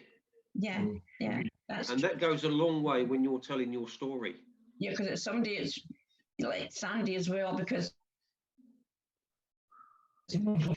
sometimes I don't even have to say the word, because you could come in and say the word that I'm thinking of, you know, like the carbolic soap thing.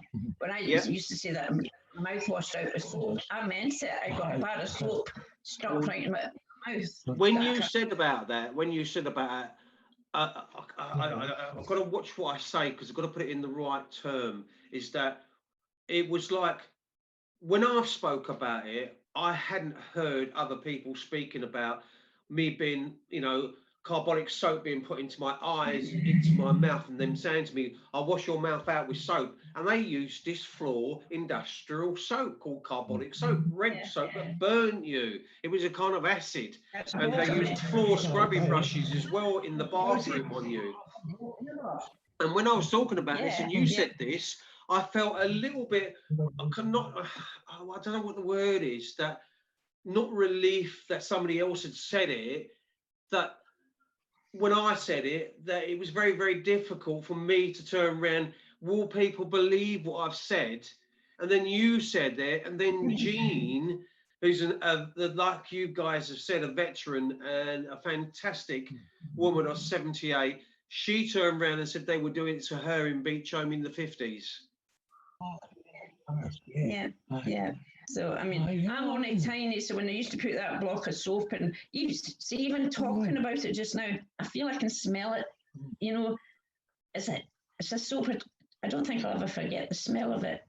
It never goes away, does it? You know? No. And I don't know what I said for them to do that. It must have said something like Jesus Christ or something, and got the block of soap in my mouth. Yeah, but hideous thing. Was there no you questioned about Jesus or something?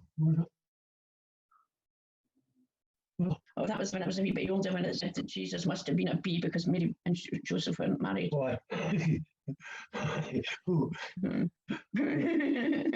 I've always been a nosy child. I've always loved to read. And one of the books we had to read from cover to cover was the Bible. And as I got a wee bit older, I got a wee bit more mischievous, maybe, or I don't know. But I thought I'd come out with it anyway. And it says, in the Bible, it says the word BAS, you know, the swear word. It is in the Bible. And of course, the next thing was, you can't, no, how can you come out with a word like that? I says, well, Mary and Joseph weren't married, and Joseph wasn't Jesus' father. So he was and I got a slap in the face, and then I got the carbolic soap. No, but I was right. If you think about it that way, that word's in the Bible. Yeah. But I don't swear. I used to Sorry, I went to my brother's today in Bognor, and we've literally been in not even 10 minutes. Officially, and I'm just talking to everybody. Oh, well, hi everyone. And I'm sorry to let you down, Alan, but I did tell you the other day I was going out. I've stood in for you. Thank you. Yeah. No, they got a wee bit extra time, so that was it. Yeah. Jane's been absolutely brilliant. She's been there and she's helped with the show, and Charles is in the chat room, and we got Linda in. Linda, you had your hand up. Did you want to ask Jane something, or did you want to put a question to somebody? I was just going to say bits and pieces, but the lady you're talking to now, I'm sure I walked a bit down the road with her in Nottingham until I got me lift in the car. No, the lady Sue's just come on. Yeah, probably. I think you did. We were at the back, and I was struggling. That's right. Yeah. I was trying to get my coat on, and then they come up, would you like a lift in this car? And I was in the same place as Jean. Oh, right. Yeah, that's Why right. didn't you go in the car, Sue? Sorry? Well, Why didn't Sue go in the car as well? There weren't enough no, room. she was walking faster than me. I've got arthritis in my knees. Oh, Yeah, there weren't enough room. Anyway. Yeah. Jean really enjoyed it. And when we stopped, I mean, sat on the motorbikes come past dozens of times. She was so thrilled. I know. I didn't know all about it when she was at grandstand seat and we were going round one way, coming back the other way. Took pictures. I mean, she's a remarkable woman, and all that woman wants is love. Just love somebody to talk to. And if there were decent people on here, and I'm not talking the trolls that comes in and assholes are decent people, just get away for a chat with her now and again. It would make her day. You know, so they wanted. But you know what? There's another thing I'm going to mention. People are too sorry. People are too busy. Oh no, my time's mine, and I'm not. People was in there to do that for See, the when elderly. you're brought up in care, that's another thing. You don't know what love is. You don't know what love is, and you're not prepared for the outside world. You've never been cuddled. Loveless society. It's a very loveless society. You've never had a story told to you, you know, nothing like that. And it just makes it harder for you in real life. Make choices and to do things properly. You just are not prepared for an outside world because you've been closed in for I was 12 years closed in. Yeah. So the outside world I had never seen. I never seen a car before. And when I came out, I walked straight into a car. I'd seen one car, not Janet's car. I was not prepared for, and that was 1966. It's not as if it was in the 40s and 50s. It was 1966 when I came out of here. The Beatles. I just wanted to say, I've spoken to Glenn, and I'm pretty peed off actually. Have you spoken to him, Alan? Yeah. And did you find out about this COVID thing? What, the law? Yeah. Yeah, we was given the leaflets for Trafalgar Square, this one. Right. And that was one of the leaflets that was being handed out, that the government brought it in on Friday. Oh. We was handed them leaflets out. Did you not get one? Yeah, I've got it here somewhere. Yeah, we're a bit peed off because the police are not allowing us to do our demo because according to them, it's only 30 people. Yeah. Right. But when we was demonstrating on Saturday and there was 54,000 of us and there was also 100 Antifa and Black Lives Matter, right, they were prepared. They said that they were there first and we had to be turned back. So if it's only 35 people, why did the police allow them to demonstrate there when there was over 100 of them? Are you listening to this, Charles? Charles, are you listening to this? Did you hear what Sue said? Charles? Yeah, I was listening. Yeah. You So just do it what I down want you to there. do, Sue, I'm just going to nip outside and do something. So I want you to co-host the show, Okay. and I want you to bring in Charles and the other guests as well, so they can have their Yeah. say as well. Let Charles have a little bit of a say because he's been quiet for a little while, and then speak to Charles Yeah. about what you've just been saying, and Charles will bring you up to date on what he's told us earlier on in the show. So if you can just take over the show and co-host it for about 10 minutes, can you do that, Sue? Yes, dear. Okay. I thank think you. I can. I'll Yeah. help you, Sue. Don't you worry. Oh, hello, Jason. I forgot Hello, about mate. How you Oh, doing? Was you a late arrival? Was you today? Where was you earlier? I was in Bognor Regis. Who gave you a late pass? Oh no, I did tell that, Alan. But he seemed to forget, you know. Well, we know you're the boss, really. Yeah, I am. Yeah, I'm really annoyed with the police because when we had Sue, do you want to move your camera down a bit because we can't see your gin. That's it. That's a bit better. yeah, Don't say that.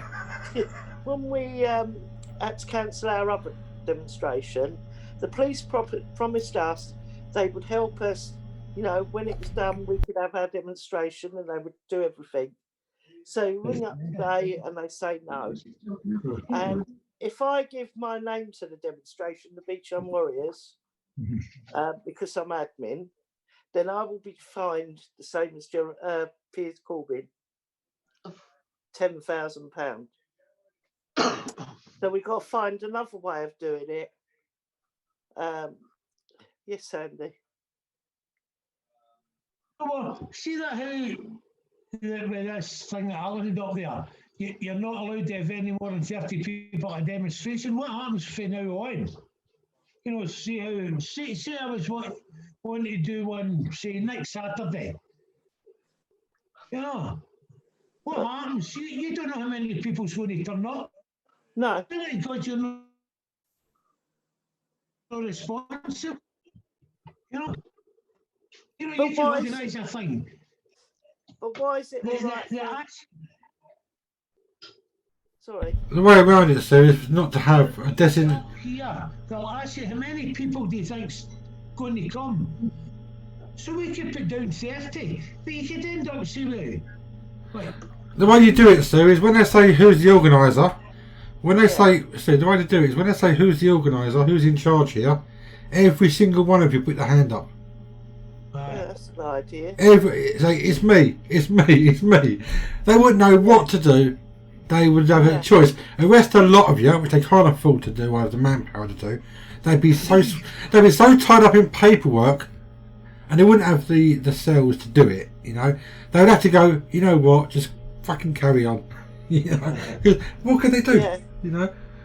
So don't have a leader that stands out as being the person that's organising stuff. Yeah, I'm going to take everything down now, so we're not out there as the organisers. You know, we're just going to have to do it through everybody. Yeah. Just say there's a demo. Yeah. You know, so that's what we're going to have to do. But it just annoys me that they allow Antifa and that to have, and Black Lives Matter to have all these people. This has been going on for a long time, so this, Yeah. You know, I mean, that demonstration, like in Trafalgar Square, was peaceful. There was no problems, you know, but they can go out and cause their problems. That's fine. You know, it's all so wrong. Yeah, very, very wrong. Yeah. You know, and I wonder why people get upset over it. You know, but these are the things that I've heard Tommy talk about and his organisers and people. I've heard the DFLA talk about this happening. I've heard Tracy talk about the way the police are like a two-tier policing system. They've always done this, you know, and you try and point out how wrong it is, and it just falls on deaf ears, you know. Yeah, I mean, it is what Tommy, it is. Yeah, Tommy was the one that organised the May one, and he got the road closed off for us. He was providing security and everything for us, and the police were more than happy, you know. And now they've changed, and when they promised they would help us, you know. What, the police have changed, or the police? Yeah. Yeah. I want to make sure I wasn't mistaken that you were saying Tommy wasn't helping you. No, you mean the police aren't helping you? No, the police are not helping us at all. You know what? They want you to work with them, and then they don't help you. Why would you work with them? You know. Exactly. It makes you wonder why. Well, doesn't it? It leaves you in mind. Makes you not wonder why people don't work with them. You know, and just do what they want. You know. Yeah. You know. So, anyone else got anything? Yeah, Say, but I'll that's, say, oh, sorry. Linda. I was down in London, and it was what's the hell? Oh, I think it was Sandy. John. I think it was John. He handed me the microphone to speak, and the police come up and stopped me. Yeah. And I goes, why am disturbance, it's too loud. But yet around the corner and a guy, he's got a big PA system with a guitar out singing away. He's louder than me. So why are you going to stop these people? You know, they're making more noise than I was. Yeah. I don't know, Sandy. They say you can't use loudspeakers outside Parliament. This is it. You're speaking your voice, you don't like it, move them on. Yeah, but you can use it outside Downing Street. Mhm. You know, it's all right to do it there. No, was it down it? That's where it was. It was at Downing Street when we were there.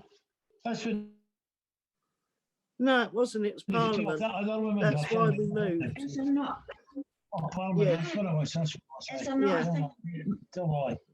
I think I know why they've done it. Because there's a big Muslim ceremony thing coming up. Is it start of October or something? Oh, So it's maybe to stop the. that's right. That's right. Because they're a big Muslim. Sorry, Linda. can I say something? Yeah. What I see is we're all truth tellers, right? Yeah. And there's a lot of us, the silent majority, are speaking now. But the other lot, Black Lives Matter and Antifa, I've read history, and it comes in very handy to do with politics and everything, going back hundreds of years. And what's coming out of Black Lives Matter, and they're bending over backwards for them, and they don't even, I mean, all I say is, truth tellers don't get paid. We pay it our own way. Yeah, exactly. Exactly. All we have to say, the problem is, nobody's telling us, we're not sheep, we all come as individuals. We don't come in big gangs of people and dragging the fence there. We don't try to change other people's mind. We quietly get on with what we're doing. I was on the train coming home from Nottingham, on the train, everybody on there, on my carriage, had been to the demonstration. You couldn't tell that. We were all going home for all other places. They don't like truth tellers. They don't like it because nobody's paying us to do it. Nobody's helping us. And we outnumber them.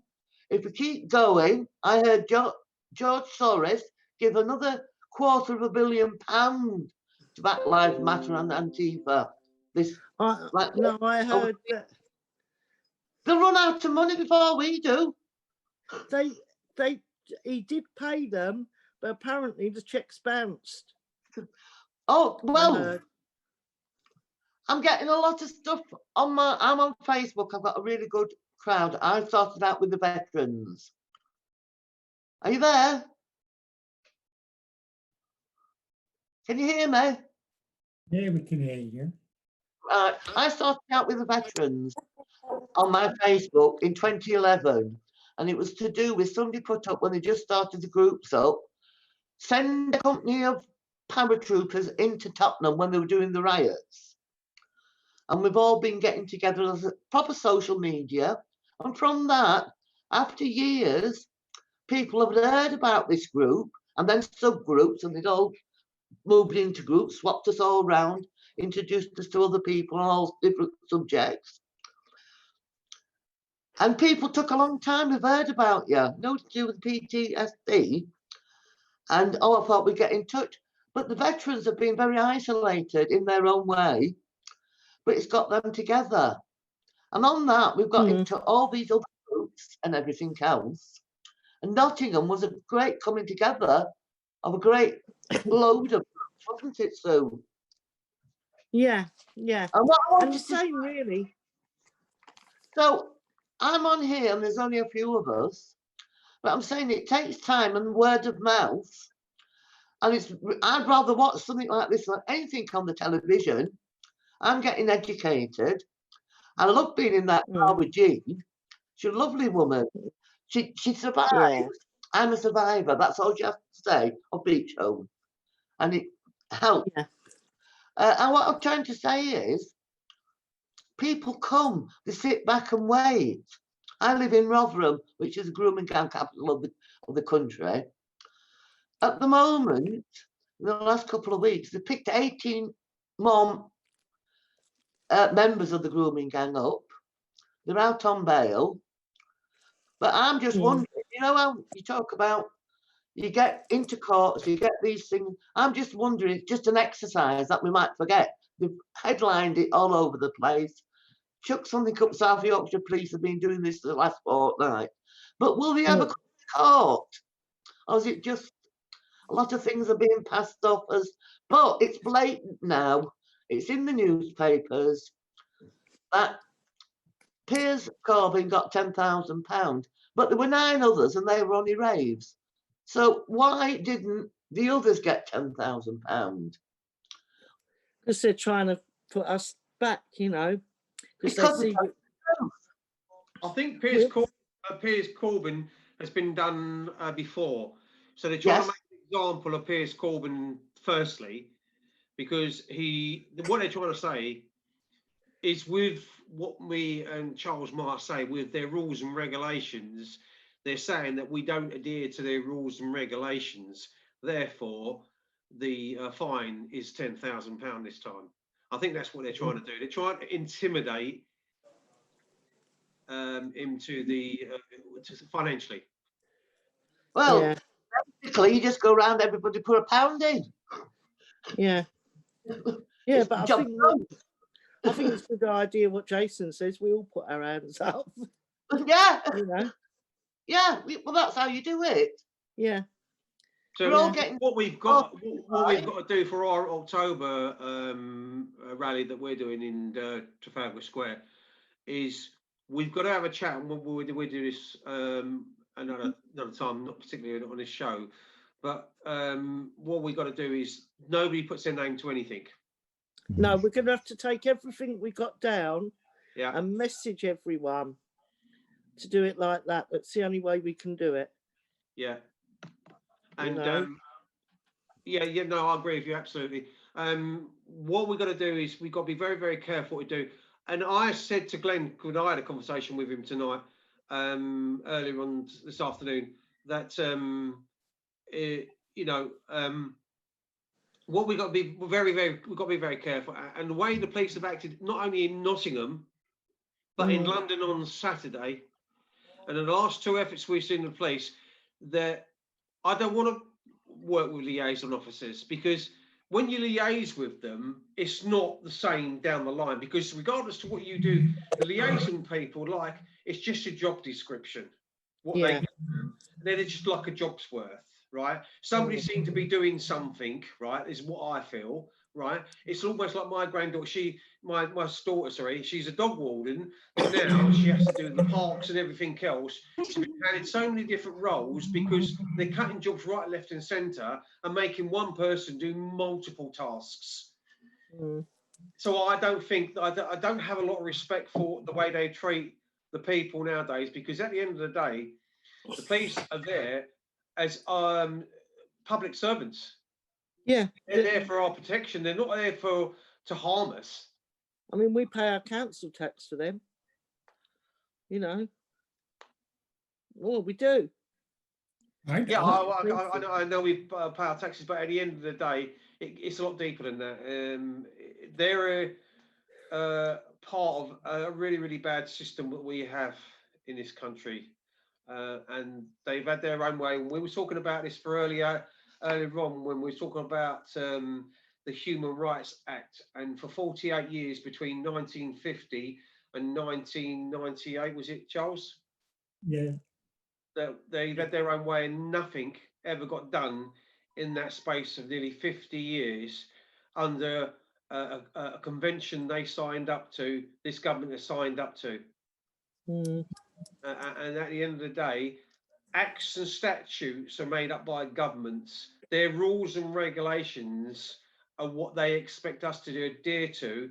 And yet, why would you sign up to a treaty under the convention and the Treaty of Rome? Why would you sign up to something like that and then totally ignore it? Mm. Because that's what they've done. Yeah. Did you want to say something, Linda? Yes. I was talking about the COVID and lockdowns at a moment's notice. There were threat on Nottingham that it might be had a high rate and we might have not done the 22nd. But you've got to realise end of October is flu season anyway for any kind of bug.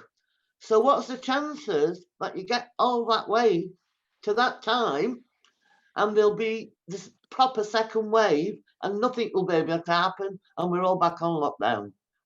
Oh yeah, that's going to come. We Do you know what I think? Bear that really in mind. Mm. Do you know Yeah. what I think? See this, right? Yeah. See this. I think they are going to try and enforce it for up to 2 years. Yes. Another thing is, I always buy my train tickets in advance. So I bought mine 4 days early to go to Nottingham. And the first thing, because I was a small place and the ticket officers are the same people, and they know when I go and buy tickets, I've got a disabled card. And he said, the rules are now, you won't get your money back if you don't go. When I went last year and I was going to Grimsby, he said when I bought them a week earlier, they bought a new rule in and you will only, the first £10 you won't get back if it is cancelled for some reason. So they know at the railway stations what in advance of whatever and numbers. See, I'm just call myself boots on the ground, but I'm somebody who privately uses all the. I don't drive, so I've always travelled by rail. I'm 67, nearly 68. I've read a good paper all my life and kept tabs on anything. And I can tell you if something comes in the paper, oh, seen that headline before, can't they think of something new? But at the moment, what's happening now is very new. So as I said, you've got to bear in mind, if we're making waves and get in somewhere, we've got to think of knocking it down. I've been reading today about when we went on lockdown, and I've plotted every time I went, demonstrations were taking place and things changed in government. Oh, right up to Mrs. May resigning, right? Going back to Hyde Park last year. Well, it's funny, I've known about the virus just on New Year. Under miles, I went down to London end of January, no problem.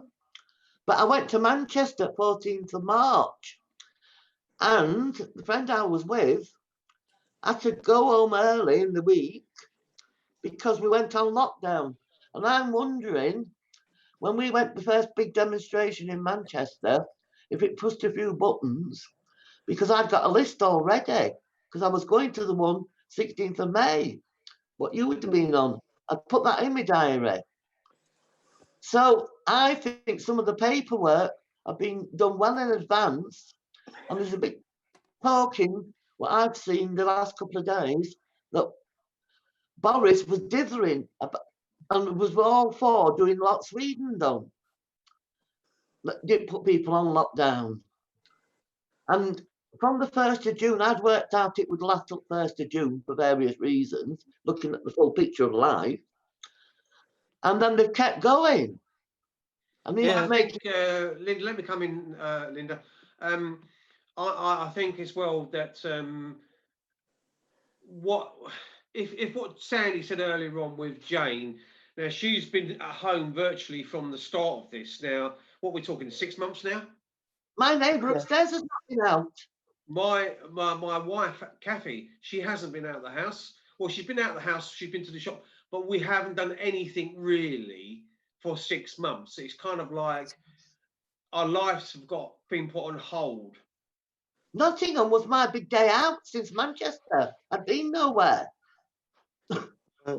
Hang on, Sandy wants to come in. Linda, let your Sandy have What? Sandy, you're muted at the moment, mate. Just a bit. Has anybody heard about this thing with the BBC with the licence? What they're up to now? But they're still going to Oh, charge 75. They're going to charge 75-year-olds now, aren't they? Oh, No. It started yesterday. What they're going to do now is instead of a television licence, they're going to put this onto your community Council tax. Aye. Making a Every separate will one. be responsible. They're going to put it on you. Whether you've got a television or not, you'll have this extra money. You've got to pay it. I can't see how they can get away with that. I'll send you a video regarding this. This is true. This is what they're trying to pull off now, so that they can pull in the money, because there's a lot of people. You know, there's more and more people getting wise to the BBC, and That's why they I don't watch it. protesting. You know, Yeah, but this Charles. is what they're trying to do now. Money the council, so it's going to be put onto a charge of your. You're not paying your community charge. Yeah. Did you want to come into? You've not signed a contract. Yeah. Can Sorry? Charles wants to speak. I can see it there. Well, Alan's seen this when he visited my house last week, wherever it was, right? So there you are. Look at that thickness, right? That's from Rotherham and Doncaster Council, probably the last 18 years. No payment of council tax. I just rebut all their assumptions. So I think, there they are, they threaten me with prison, this and that. I'll try it. I'll beat you. I don't pay council tax. So if you want to, I don't even watch TV anyway. I'm not even doing it. You have to pay. I haven't seen it. It's just a joke. I mean, I got into arrears with my council tax, and I've got 2 more payments, and they said now I've got to pay my other council tax, and I ring them up and I said, well, I can't afford the both of them. You can have one or the other. No, you've got to pay it all because we'll get the bailiffs back out again. You know, they just don't care. No. You know. And I don't have a TV licence, and I've been done 4 times with it. I think the classic with you, Charles, is that you're so good with your law. I don't think you actually. I think you keep all your receipts, don't you? Every single receipt. And then. Hang on a second. Did I hear? Sorry, did I hear Sue say that she doesn't pay the TV licence and you've been done 4 times for it? Yeah. Did you let him in the house? No, my stupid brother said the first time I was just on my own with my kids, and the door went, and I think I was changing the baby, and he said to me, he came in, he said, there's a bloke here to see you, and he brought him in the front room. Right, well, yeah, straight away you painted right, yeah. Yeah. Yeah. See, when they knock on your door, they're there to gather evidence. Yeah. And the minute you let them in your house, you're incriminating yourself when you let them in. Never ever let them in and tell everyone at your house. Never. And my kids are told don't open the door. I'll open it. You know, unless they know who it is, because Hang on, Jason. Jane wants to come in. I just want to say something. When I had my stroke, yeah, it took me six months to get home, and when I got home, I was using a Zimmer and everything. And I went out to my bin. My house is all on a level. There's no stairs. Sure. I went out to my bin, and I was just coming out my hallway, which is quite long.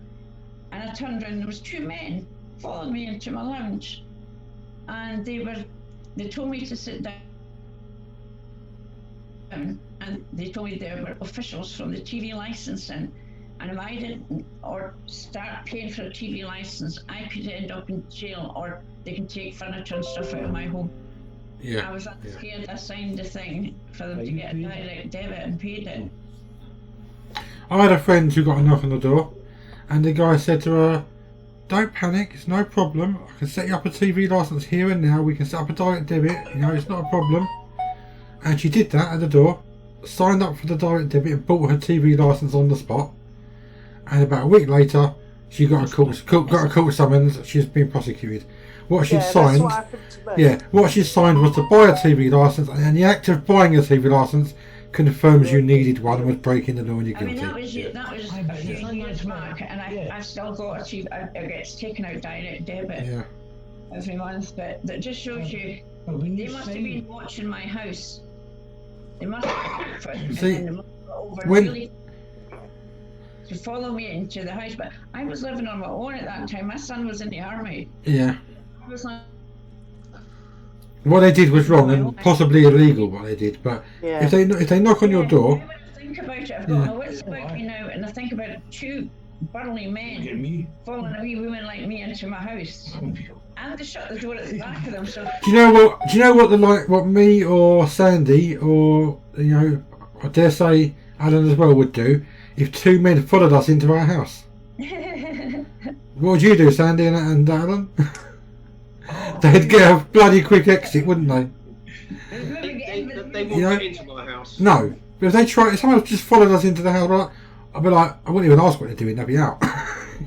But the thing is, Quick story about that, and it was when I lived over in Beechholme, there's one house over there, and it always says if anybody ever come into my house, I would kill them. Yeah. And it was one night, my ex-wife at the time, she was working night shift. And I was in the bed, and I was just sort of dozing over to go to sleep, and the door opened. And I've actually shut myself and been polite. What the hell's that? And the next thing, this head popped round. It was a female. Right. You should have been so lucky. Sorry. But anyway. They get a slap there, so be careful. I did get up. But what you say and what you do is two different things. But once I got my wits about me, I went outside and I looked and I couldn't find her. But it was a fella that had bought the house off it. He liked good times. And it was a prostitute. Oh, God. His bloody house. Wow. could have been in. I know. You missed it. But seriously, guys, seriously, going back to the TV license thing, just either don't answer the door, which is the easiest thing in the world. Don't answer the door to them, or if you have to answer the door, just tell them, sorry, I'm not answering any of your questions. Please leave. I phoned them and just up and I said, don't confirm your name. Yeah. I'm not answering any of your questions. That's exactly what I say. I'm not answering your questions. I'm not confirming my name. Please leave. No, you just don't consent. Yeah, just don't answer anything. Just tell them you're not willing to answer any questions. You don't consent. You don't sign nothing, and you don't. Yeah, you don't confirm your name either. yeah. Anyway, hang on a minute. Linda wants to say something. Linda, come back in. Turn your mic on. Hang on. I'm moving her. Up myself. I started watching television of my own accord over 2 years ago, and I always paid for television license monthly. Well, I went 6 months and realised I wasn't going to ever go back to it. When I phoned them up to cancel my payments, they were very good, understood what I said, and I got a letter confirming that I don't watch television. So if anybody came, I could show them the letter. Right. And the other thing, right. So the other thing I've got to say, I've got this Facebook group, and I get loads of people from the group who I don't even know. And from over last year, we have days and go weeks, and they talk about not paying the television license, and I haven't had a TV license 3 years. So, and the amount of people who's cancelled the TV license from the feedback I was seeing last March, were unbelievable. So BBC are telling lies at the moment. They know they're in dire straits about the numbers what have really stopped paying the television license. Yeah. And it's been unbelievable because I'm in a lot of groups. I just pick them up. I'm retired. I've got time to look, and I know what fake news is. And all I used to do when I get a lot of feedback on it, hang on, go back and read that again. You've got so many comments. Go back and read it again. You've gone off script. Have a cup of tea and start again. Yeah. One of the So group. many people Sorry. are Get 800 comments of one little post. That's loads of people. The amount of people and the amount of groups what are about is unreal. Yeah, Linda, can I just yeah. can I just say, Linda, that when you do phone up the BBC, what you need to actually do is you need to say that you're informing them that you don't require a TV licence, and you need to say that you're withdrawing your implied right of access to your property. No, I've got a letter to prove I don't use it. Yeah, no, I got the same thing. But when you phone up, what I found, what a lot of people are finding, is they try to ask you these questions, and the questions are designed to demonstrate to you that in fact you do need a TV licence. So they'll ask you things like, do you use the internet? Do you watch TV online? Do you have? They'll ask you if you have a radio. They'll ask you if anyone else in the house watches TV. What they do? Well, they do. Yeah, they are doing that now. But what I did, and what a few of my friends have done, is when you ring up and you say, I'm calling you to withdraw my implied right of access to my property, You don't need to tell and when they start asking questions, you say, look, I'm not actually ringing you up to answer your questions. I'm just ringing you to inform you that I'm withdrawing your implied right of access. And when they go, yeah, but can I just ask you? Say, no, you can't ask me. I'm calling to withdraw my implied right of access. Can you confirm that in writing? Well said, Jason. And then they go, okay, fair enough. But they will try to persuade you that what you're doing and your habits mean that you do need a license and you're breaking the law not having one. And at that point, a lot of people go, okay then. Because I had a few friends that rang up and they said, I phoned up the BBC, but they said I do need a license and I'll be breaking the law. I'm like, well, what did you tell them? Very well said, and they're like, well, and I said, what did you tell them? And I said, oh, well, they asked me all these questions, and at the end they said, I have to have one. Like, don't ring up and answer their questions. You're ringing just to tell them something, not for a chat, you know. And if you do it that way, it works.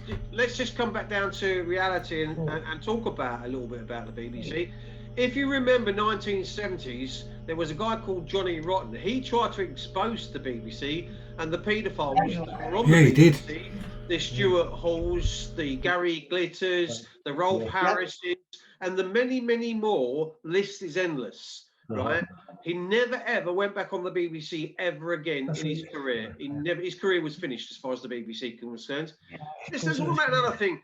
There's children in need. They've given Black Lives Matter £10 million of public money to Black Lives Matter, £10 million. They've virtually sponsored Black Lives Matter. Another thing they say, without children in need, they wouldn't get the £4 billion a year they need to run the BBC. It was that Jeremy, how much? Jeremy Vine that's on in the morning. The BBC gave him £1,000, a licence payer's money, to spend and drink at a party. And it's this guy, I can't remember his name. He's a reporter, and he's got a channel on YouTube, and he's challenged Vine. And Jeremy Vine has got all his followers to really hassle this guy big time. But Vine was given £1,000, and I think they were an event on it. The was it London Palladium? I think it was somewhere like that, somewhere big. And Vine comes out with this £1,000, and he gave it to this charity. But that was licence payers' money, and this guy's challenging them about it's illegal for the BBC to use licence payers' money for parties. And that's what they use it for. And this guy's challenging Vine about this. And this has been going on for about 2 months now. You don't like it. And Jeremy Vine, I will talk it, I will give it back, I'll give it back. But this is 2 months ago, and he's never gave a penny back yet to the BBC. That's taxpayers' money he took. Licence payers' money. He doesn't need it. He took he doesn't even need that money. What was it? He does eggheads. He does videos. £275,000. in a year, he collects off the BBC and check out that you'll see him through. That's what he's getting off that. And he took £1,000 to get a piss up, you know, and that was the licence payers' money. But this is what they're doing in this place. You know, it's shocking. Shocking the way they're going. But the thing is, with a licence, when we never signed an agreement, we're getting a forced payment. It's forced. Yeah, do you want to say something, Ken? If I came to you tonight and went, right, I'm putting a forced price on to you tonight, I want £1,000 a year off you, annual, and you off you, wouldn't it? What Can I say a word? BBC? Because Hang on a minute, I think Ken. Hang on a minute. Whoa, it's somebody speaking at once. Hang on. Whoa. Can I have a word, please, I Linda? think Ken wants to have a word. Ken. All right then. Yeah. Who's Ken. Ken? There's no Oh, Ken. Charles, sorry. Right. Sorry, Charles. Andy, it's Alec Belfield he was talking about. Great program on YouTube and that. But quickly, I mean, Alan's actually saw it at my house. I showed him, right? The Justice Clerks Society, they're the people who run the courts, right? Oh. Not the judges. But I showed him, right, a report about the council tax where the Justice Clerks, Ed Guy said, don't let the public know that these council tax courts in the magistrates' court are not done by us, they're done by the council. They're nothing to do with the magistrates' courts. What the council does is hires a room at the magistrates' court once a month. They'll do it, holding hearing. They might have 2,000 non-payers. Within 2,000 people, say, in that day, nobody turns up or whatever. If you do turn up, you'll meet council officials who'll try and get you to do monthly payment and all this. But everybody else ends up, they press a button and nearly 2,000 liability orders get issued, where every one of them in law has to have an hearing. So it's all a con. And if you ever go, get a liability order, and I've shown Alan, go to your magistrate's court, go to the office, and you go to them, excuse me, can you explain this liability order? And I'll give it them. The magistrate's court people in the officers will go, sorry, nothing to do with us. We don't have out to do with it. They'll tell you, the eye of the room, you go to the council. And I proved that to you, didn't I, Alan? You did actually, yeah. Yeah. So you don't have to pay your council tax because it's a con. So basically, breaking the law by pretending they're a magistrate's court. That is a serious crime. That is a serious crime. It needs to be brought up, doesn't it? And The brought trouble out. is we've got away with so much for so long. We just hit on a few things here tonight. But it just goes to show how corrupt it all Everything. is. Linda, did you want to come in? I was going to say the feedback I get is that people have stopped reading newspapers because it just says it's all fake. I've just put my computer on in the morning. Somebody's up before me. They pass on the news, the real news. Somebody else will do one thing and you just get it told the proper way to look at it. It's just surprising how people have got together. Tell you what, old people on Facebook keep in touch with the grandchildren. There was, have you heard a question time on BBC? You get do talk on a Thursday night. We're not watching it. Somebody will say, I watched it. And then they give you feedback and write up what they'd seen. Some say we turned it off halfway through. So anything you want to know, there's hundreds and it's a way of life. We've changed. The government and the country's not changed. With how the people don't go in the pub to have 2 pints after work because they're in dirty jobs. But that were a minor. People do lots of different things now. I mean, the gym's more popular. How many pubs are never going to open up after lockdown? Yeah, The whole, you've only just seen the crest of the wave, because there's a lot oh of yeah, worse to come. The worst is to come. Yeah, oh yeah. don't be fooled by this, because there's going to be a lot of job losses, But and there's there'll be going to be a also, lot of crap happening. We were talking earlier on. We're talking about. We're supposed to come out of the EU on the 31st of December. That ain't going to happen if the French and the Europeans don't get the fishing rights to our waters. Now, they're blackmailing us and saying unless we agree to that, sorry? I know that, yeah. Yeah, unless we agree to their deal, there's going to be no transition period on the 31st of December. So we're being held. Boris isn't going to bring this. I don't know why people are voting him. This is 4 years now. 4 years. I This know. has been going on. Yeah. Yeah. Well, I look at it this way. I worked for 30 years in the hosiery industry in Leicester. There's some people, because of the rules and regulations, I was big on that in union, and I used to pick out the faults on paperwork and sent us. There's some people you can't get rid of, and they want sacking. So furlough. There's some people will not get back into the jobs. They're sacking everybody, clearing the decks, and they'll start again. Yeah, And it's a good thing.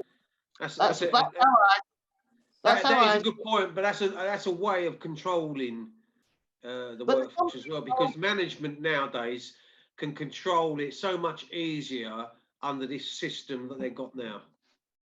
People. Yeah. the unions make it very hard for people who've worked a long time. See, I never worked under minimum wage, and I worked piecework. I always had a proper contract. If they didn't give me 39 hours, they had to pay me so much to cover it. I don't know whether that all still works, but I worked in firms a number of years, and there were some good rules what I worked under. And in the hosiery industry, we got a lot of short time at different times that you got used to it. But this minimum wage and 0 hours, I can't believe it's been going on for 20 years. Mm. And there's never been a revolution about it. How can anybody live under that circumstances, plan for everything, anything? Because people have got short memories, and not the short memories that we look at in a medical term. They seem to forgive so easily. What people want to start doing is next time the local elections, I think there are some local elections in November. What people have got to start doing is not voting for any of the main parties. Oh, yes. You know, just don't vote Labour, don't vote Tory. What have the Labour Party actually done in the last 30 years? Can anybody Nothing. tell me why they're getting what they're actually getting money wise? If you've got 600 odd MPs that are getting in excess of £100,000 a year, it's ridiculous. Then you've got your House of Lords, which is full of leeches, and you've got the likes of David Still sitting on the backbenches in the House of Lords, knowing all about Jeremy Thorpe. Jeremy Thorpe. It wasn't Cyril Smith. What about Leicester? Leicester had Treble Jenner, and they had the first. And Cyril, know all about Cyril Smith, and was still on the House of Lords taking pension money up until his 81st birthday. Yeah. Can I say something? Can I say something? Leicester had the first care home child abuse trial in the 70s. And Greville Jenner was our MP. I can't remember. Frank Beck went to prison. And he died 6 months later in Gartree prison. No, us old uns, there's a lot of us remember things. So you're doing about care homes, but the Leicester care homes, all of Leicester, was big news. It might have only been in Leicester. It might have not gone mainstream, but it was the 70s. Right. I think Maggie Thatcher put a pay to a lot of, did a lot of damage to the unions, and I don't think they've ever recovered, to be truthful. And also, when you look at some of the unions and what their sponsorship is, because some of their sponsorship goes to Black Lives Matter and stuff like that, where you see some of the subscriptions that are being paid by union members. I think we're not only just talking about what happens with the BBC money, public money, we're talking about what happens right across the board. So, guys, we've got about 10 minutes before somebody else comes on. There's another show, and we've done quite well tonight because we've been on for nearly 3 hours. So, No, Joe, you're not Hey? wrong. Bobby and Joe's not wrong. Yeah, good evening. oh my God, Can I don't think ask I can go for something? another 3 hours. Oh, Why not? You haven't spoken to me today yet. Well, First yeah, time. but I do that in private messages and stuff. Like I've got to have a phone call with you anyway, so I need some time to speak to you anyway. But what I'm going to do is, I don't know what Jason's planning to do. Leslie's going to have with the show after what's coming on after. I don't know what's happening, Jace. He's gone off. Can I I say? say you want to look into Leicester care homes in the 70s. Ed Morris is not coming on till 10:30, so the next show's 10:30. I might have to go off in a bit, and if you want to carry on, Sue, you can carry on. I thought everything had been tidied up from the 70s when that highlighted. You think what? I thought to do with care homes, it started to be tidied up in the 70s when we had the big scandal in Leicester with Frank Beck case. And he went to prison. You know, like you're doing the children's homes, Yeah, historic whatever. yeah. I mean, I've always read the paper and take notice and this, that, and the other.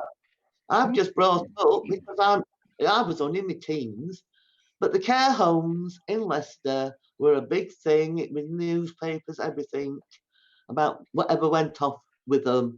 I actually thought because that case has gone on, the rest of the country was being tidied up. And obviously, have you? I wouldn't believe No. what I read. And I mean, an old cliche is that a newspaper is probably the best thing for your newspaper is toilet paper. But Yeah. that's But my when opinion. Frank Beck went to prison, it was historic. You know, Jane's trying to get in, guys. Let Jane have a word. oh, say a bit. I've only got one finger and it's getting sore. It was about the television, the community tax thing, right? Yeah. My son gets his community tax arrears taken out, his benefit. So if it's not a legal tax, why do they take it out his benefit? Charles, you want to come in on that one? How do you get around that then if it's not? There is a, in fact, I just seen it when I was looking for another document earlier on. They're not allowed to take things from your benefits. There's an They act. do it to everybody. Yeah, I know they will do it, sort of thing, but it's against an act of Parliament and all this lot. You know, certain benefits and all this lot. They're entitlements. Your entitlement to them. They're not benefits. They're entitlements. See, my son was in the army. I'll tell you, I'll have And when he came back from Iraq, he was a bit of a mess. He's So just going he's to have on a it. look, Jane, but he's spot on with the fact that they're not classed as benefits anymore. They're in for a little the pittance that you actually get, Yeah. or entitlements that they claim that you need to live on. Let's put it another way, Yeah. right? Are not worth I want to come in paper here. that they write this rubbish on, because who on earth can live on what they want to give you? Oh, it took a year for him to get it. And another thing is when I was younger, working on that, called superannuation scheme, right? Yeah. And we had to pay, we paid so much every week out of our wages. Yeah. And our employer put the same. So that when we retired, we would have the state pension plus this pension to boost up our pension, if you know what I mean. Now today, this is compulsory. Everybody that's working, they've got to pay into a pension scheme, right? And this is to boost their pension up. That is the biggest load of bollocks out. Yeah. Because when I retired there and I got my pension, they take it off my state pension. And So so you get another thing. it stopped me getting other benefits as well. So this is what they're doing now. They're making it compulsory so that our young working people just now What's happened, They'll retire, they'll unfortunately, not have a state pension. yeah, Sandy, what's happened, unfortunately, is that our governments over the years have got away with so much. We've allowed them to treat us like second-class citizens, and we've allowed them to do it because they've done it. We've accepted it instead of questioning it or answering it. We've allowed it to happen. I can't say we're at fault for letting it happen because they've hoodwinked us in so many ways. But Charles, do you want to come in and say something, because you're more of an expert on this field? 1 second. He wants to be 1 second. Go on, Sandy. Go on, Sandy. You know, but that's bad because, I mean, with that, it stopped me getting a lot of other benefits I could be entitled to. I worked right up till I was 60. I was forced to retire through my heart attacks and stuff, and breakdowns and stuff. So I was forced to retire. Plus, what happened to me when I was inside's another story, but I couldn't go back to work anyway. I was sleeping in the streets. I'd done that for about 3 months, but I got back together again. I'm happy. But when I did get everything sorted out, why should I into a tax scheme which everybody pays into, but told it, pay a bit extra and you'll be a lot better off when you retire. And when I do retire, they take my state pension off me. Well, not all, but near enough. And this is what they're doing with the young people today in this country. They're making them pay this. It's compulsory that they pay this money, so that by the time they're 65, they will not have a state pension. It's the biggest con out. You're paying twice for your pension. Twice you're paying for it. That's bloody illegal. Can I speak to the gentleman? Whatever. Can I speak to Charles? It's just to say, when my son did come out of the army, trying to get one benefit, he was classed as having post-traumatic stress disorder. And because that's a disease you can't see, he had to go through medical after medical, and then he went a whole year with no benefit. I had to keep him. Yeah, that's come up. You know, You see all your documents, Charles, but we can't actually see what you want to put up yet. I know I can't see it. I want me to. Right clicked on it. See now. So I had to keep my son for Hang on, practically a year. guys, just one at a time. Just one at a time. Right. Section 4 of the. Do you want to read it, Charles, or? Aye, it'd be better. Yeah, so it's Section 187 of the Social Security Administration Act 1992 states that certain benefits are inalienable, which means that any charge or assignment on them are void and legally unenforceable. These include universal credit, state pension under Part 1 of the Pensions Act 2014.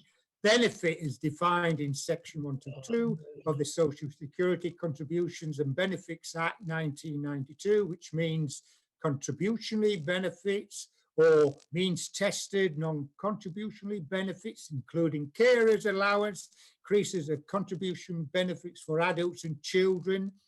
Then it goes on to industrial injuries, benefit,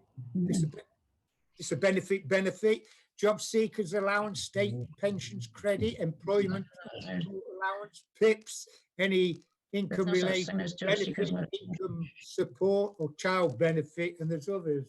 So there you are, there's loads of them there.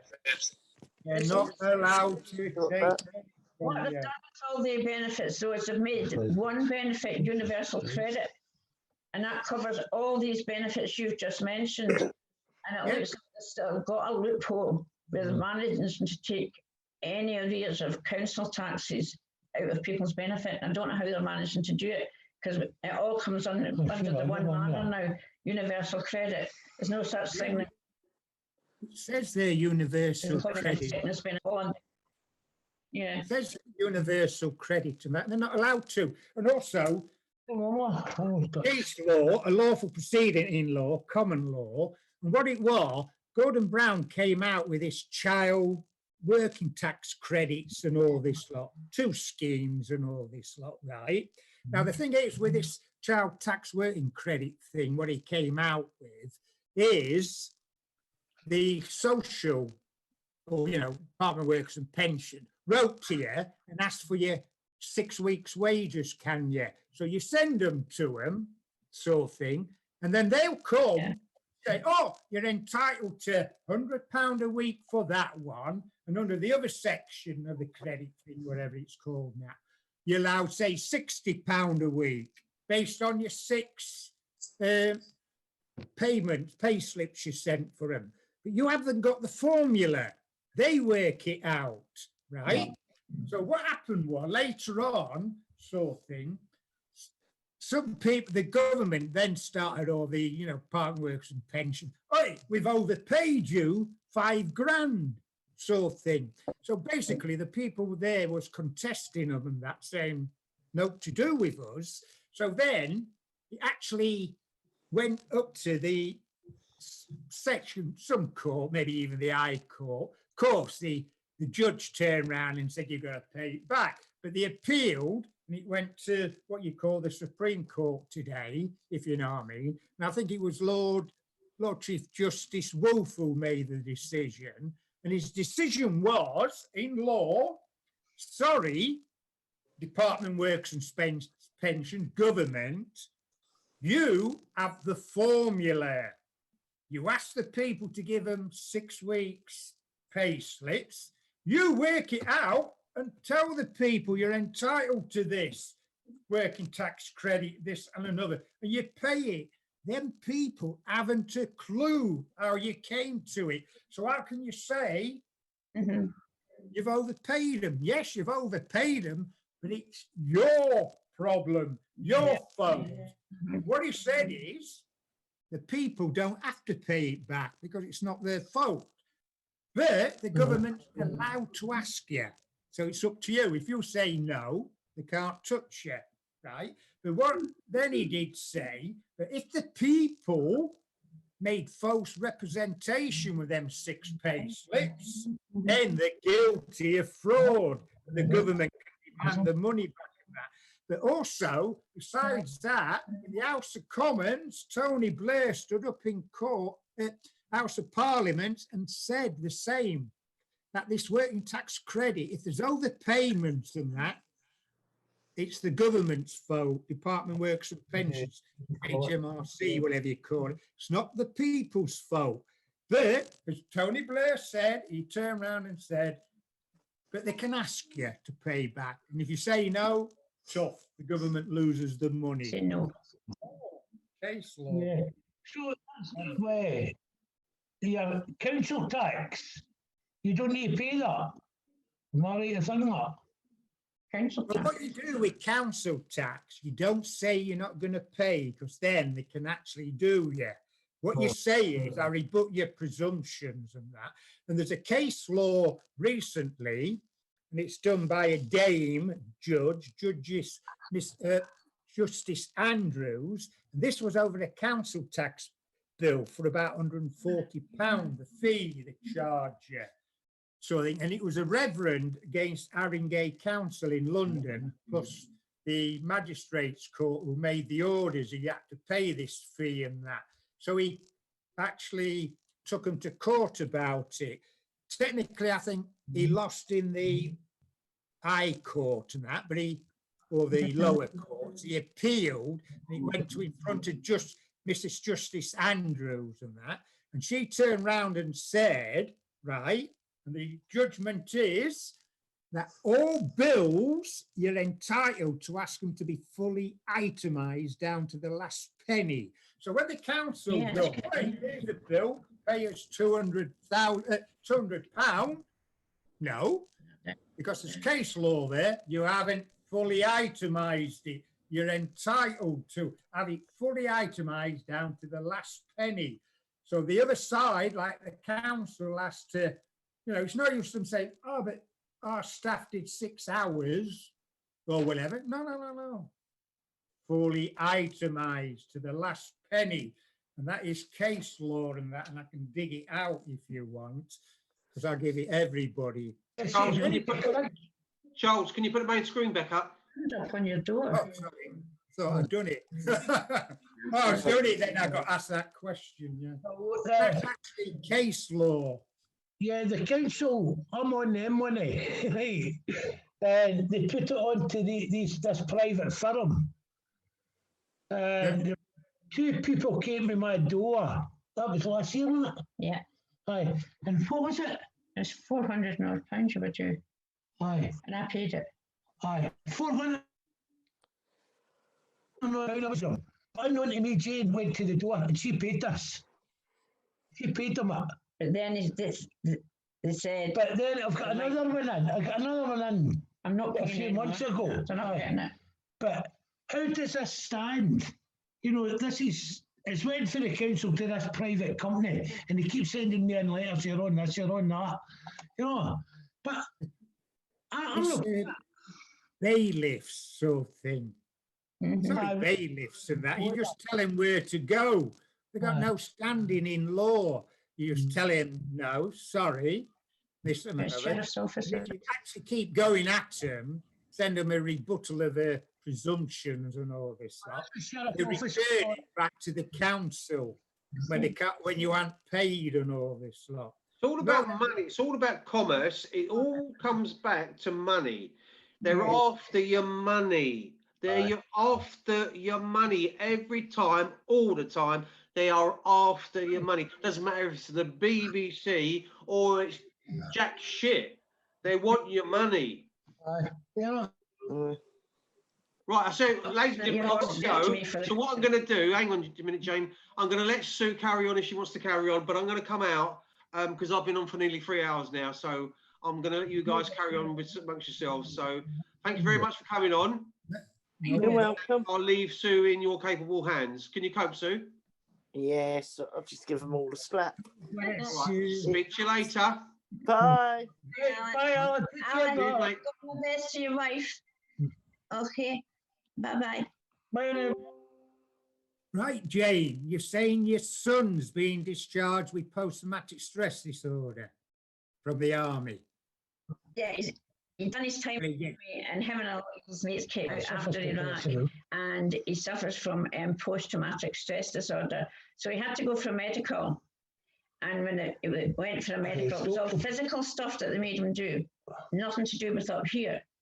So he got a saying that he wasn't entitled to this and that and the other, and he was entitled to like the basic job seekers. He had to look for work, he had to do it. And there's no way you could do that. There's no way. Yeah, they stopped his benefit. There's no way he can go. He doesn't like crowds of people. It takes panic attacks. When Jane's son gets in to Tesco, Asda, whatever, if there's a crowd in there, he panics. Yeah, he doesn't like people. And I went, hurry, come on. And he starts really taking it back. So it's as fast as we can do so I can get him out, or else get him out of that situation. But I took them on. I actually took them on and I said, right, not all illnesses are physical, and I explained about them being thingy, and they said, right, we're awarding them the proper benefits should be on, but then one office didn't tell the other office. So it went back and forward, went a whole year, going from one office to the other office. This time, he wasn't getting any money. I was paying for him. Then they give him money, and then they say, you're over the limit on a certain amount. He's only over the limit because of the money that they held back. So now, it finally has came that, yeah, he's finally on the right money. They would owe him a couple of grand. He's got that. And I'm just waiting to do it again because it says they can call him at any time. So that's 3 times he's went through this. They put him through this. They call him in for meetings and they know his situation. Now, they've done this 3 times to this guy. And stop his benefit like that. And they just stop his benefit. He gets no money. Now, for all he gets, you know, for all the guy gets, it's bloody ridiculous. I'd love to see our MPs trying it for a year, living off what they're giving that boy. They couldn't do it. I don't understand why they've got the right just to stop money like that and expect. No wonder there's so many soldiers on the street. Because it didn't have to be me. It didn't have to be me just when I came out of hospital, they stripped all my money. Well, as a matter of fact, when I came out of hospital, I had 7 months in hospital. I took a nervous breakdown. And when I came out of hospital, I had no money. I a friend of mine that lent me money to get by with. And he actually paid for my rent. He got us my house. He paid for a month. He paid the months down and a month in advance for my property. And he done that for about 3 months. He paid my house for me and got me food and stuff. Go by. And I've got to thank him. I'll not mention his name, but he knows who he is. But I thank him so much because I went to pay the guy back and he wouldn't take a penny. I went, no. He goes, for what you've come through. But the likes that I know like us, to have your money stopped and have no money. But here's a guy that's been fighting for our country. And he's seen something over there, and it was something no nice, I'll put it that way. And it has affected him big time. Jane doesn't even know. I know, he doesn't speak a lot. He doesn't speak, but he talks to me a hell of a lot. And I lost a son. But when I met Jane, I gained a son and a daughter. And I love a boy, Jane's son, as much as I love my own son, if no more. But this guy, he's been out fighting for our country. He comes back and they put him in the bloody streets. They don't even get him a house. I had to get my house. Jane had to get him a house.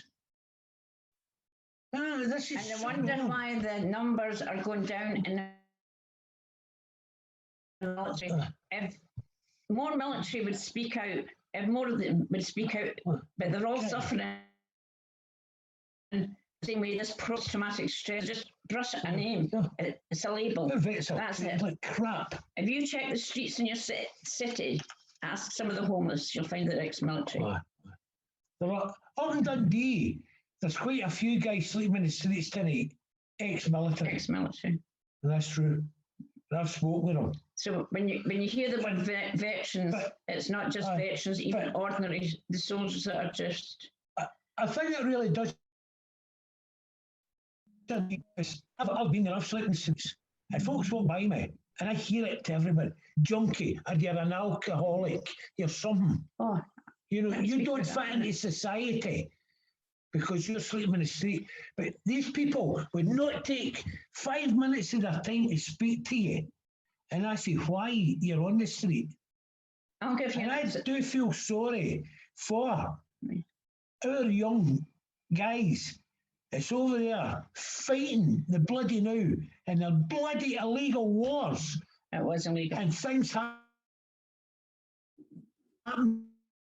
to them. They come home, they're not buggered up, they can't cope. And they're kicked out of the army and if they sleep in the streets. See the ones that didn't want to go to Iraq and thought Iraq was an invasion. They didn't want to be part of that war. Well, it wasn't a war, it was an invasion. They actually got for that. Why? And another thing is we're giving billions of pounds away to help other countries. And when you question this, why are you doing that and not help the people of our country? People struggling to survive. We've got food banks, we've got everything going here. They have food banks. Why have we got that? Why have we got this in our country? And yet we're giving billions of pounds away every year. Every year, it's Africa, Africa, Africa, Africa, billions of pounds. Now, I'm not condemning that. At home. You know? I think you've just answered a major question there about why they stop people protesting in the street. That's the reason. People's waking up and saying it's all money, money, money. Because the more people fight, the more they will have to bend over backwards, but it's not going to happen now. Your government want. They want us to fight against each other.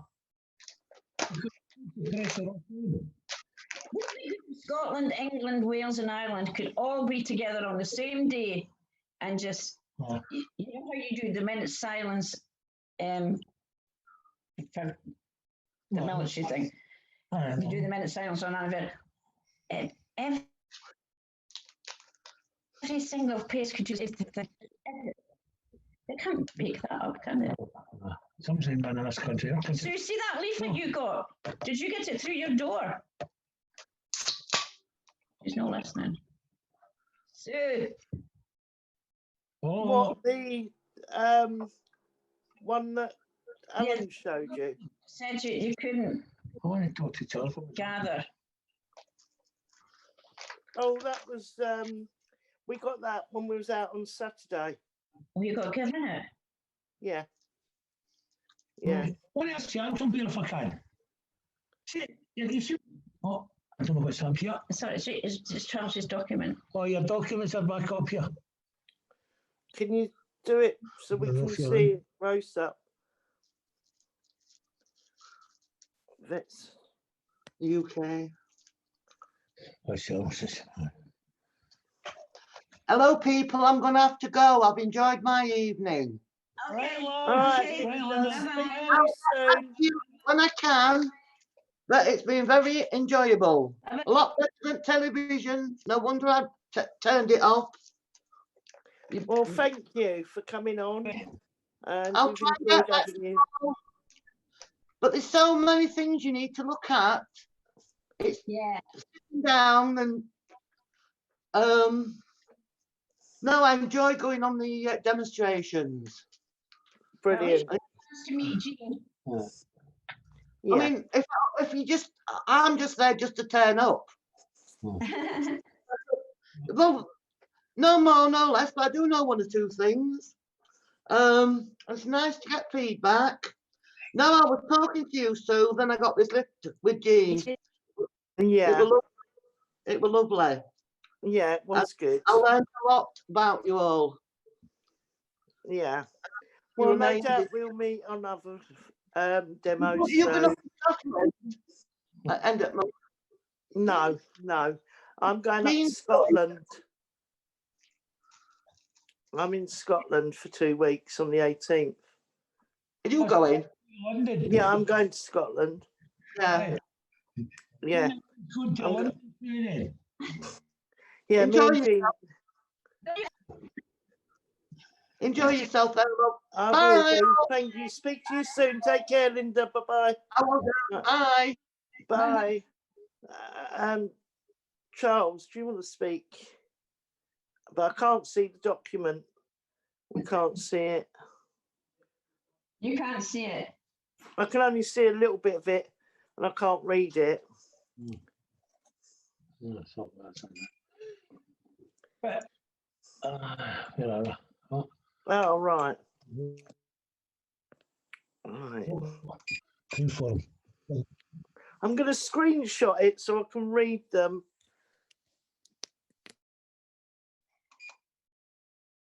Come here, Sandy, back to us.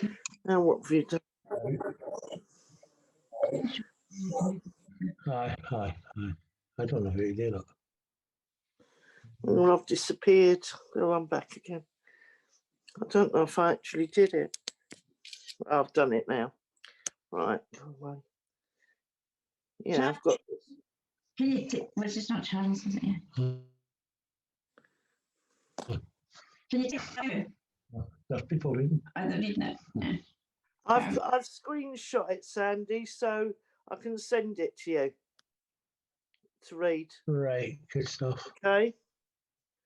So, how do you feel about that leaflet you were given, Sue? I haven't actually read it. I've gone off again. This is doing my head in. I don't know. No, I can still hear you. All right. Yeah, I haven't actually read it yet. I've just been so exhausted since I come back. Mm-hmm. So I've got a few leaflets that I need to read actually. Obviously got wind that you are having another one. Aye. Yeah. And yet So- there's no Well, where's my trouble, glove? so I don't know what the problem is. There's no trouble. I don't know, but Before we'll we- work it out. Hmm. I mean, I need to find out. Just a suggestion that you know, Hyde Park, is that common ground? You're allowed to thingy there. I think again, it's a small place. You'd be kettled in. You wouldn't be able to speak for is it called Speak Corner? And it's the one place you are allowed to get on your soapbox and preach out. Yeah, but if people turn up and you're distant Unfortunately. like they want you to, what can they do to you? Yeah, I know. No. I know. It's going to cost them more paperwork. They're not going to lock you up. But as Charles says, it comes down to money. So they might find. But see that this is for Charles. See with the People's Court when someone they go to the People's Court and the people are sitting in there and they fine for the person there. What happens after that? Do you know what I mean? You know, it was up here in Scotland. Jane and I sat in, and it was this fame, and it was a neighbour that offered them money. Stuff like that. I think it was a neighbour that had offered them so much money to have sex with his daughter, and the guy went nuts. And this was a big thing up here, and he wasn't getting anywhere with the court. So this court thing was set up here, People's Court. People's Court, and we were part of it. We were in the jury, You're the jury. and we were found for the fella, but nothing happened out of that. What happens here?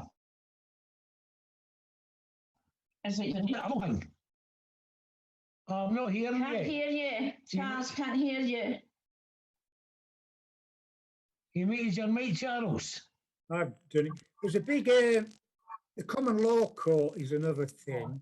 Yeah. Actually making a big move. They've actually served a lot of the leaders of the countries. Boris has got one, Sturgeon's got one.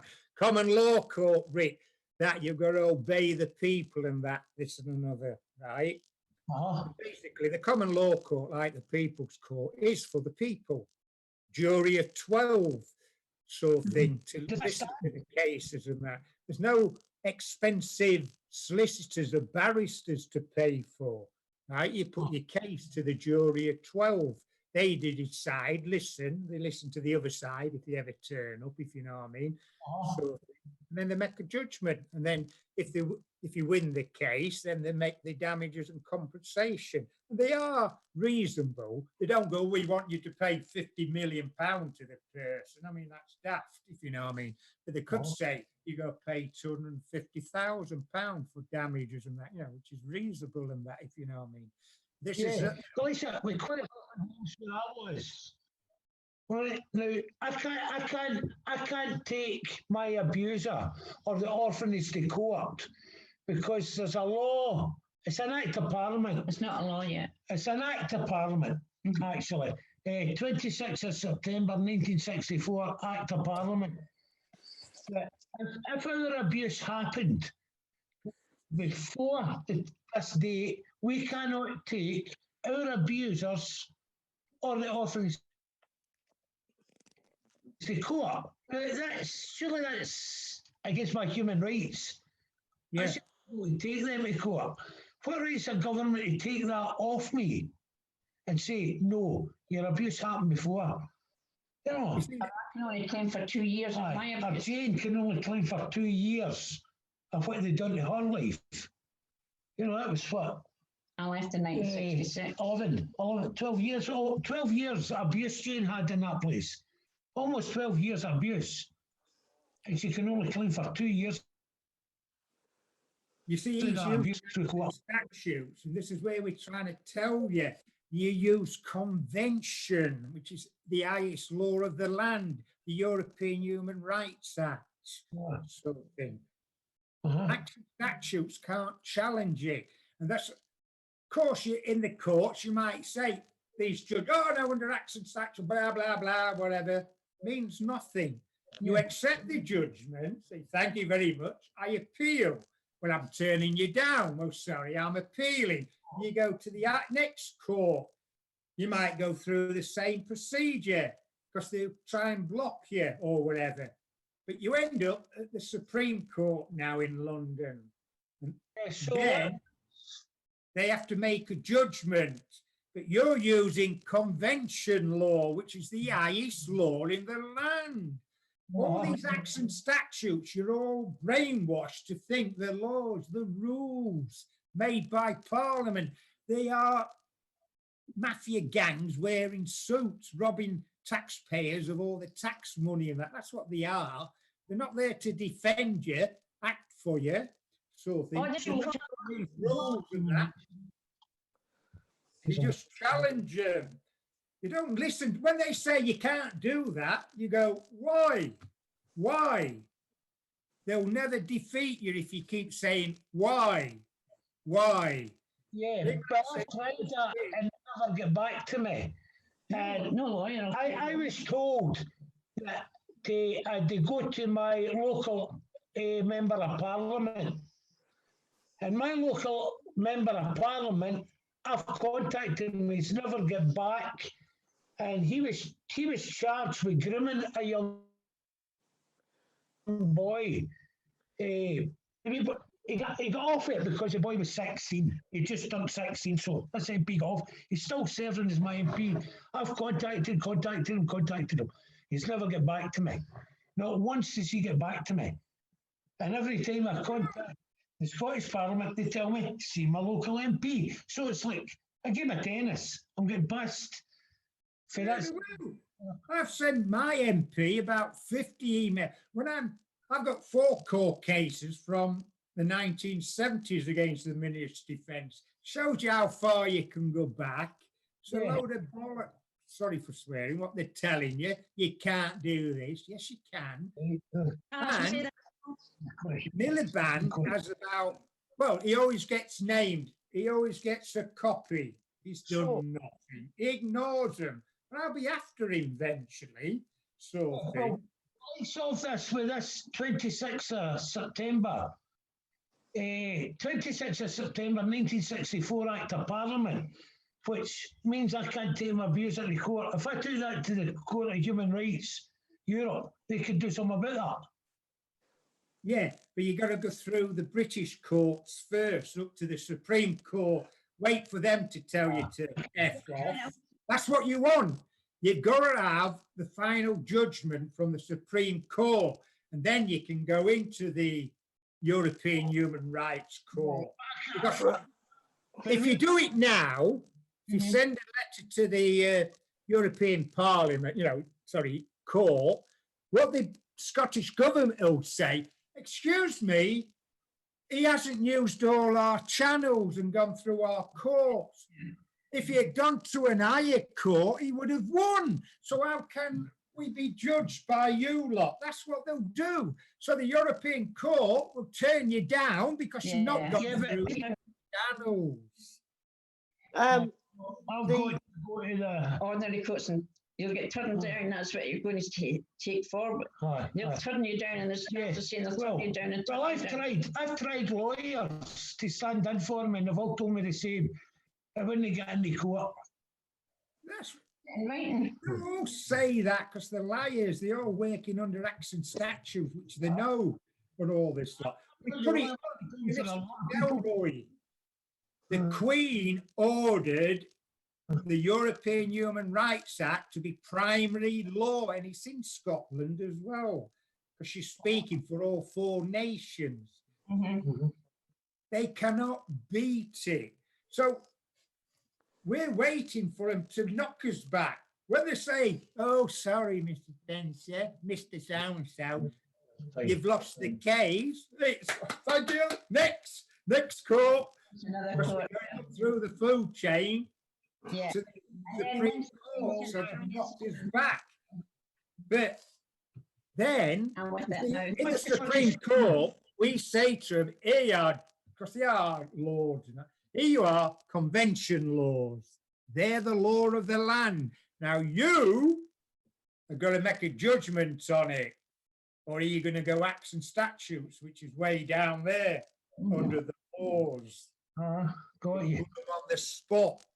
Can I just say the 1964 Act doesn't apply in the UK no more? No, you think that the 3 Yeah, Brian Clare year got that. act is a different thing. Yeah. Yeah, That's different.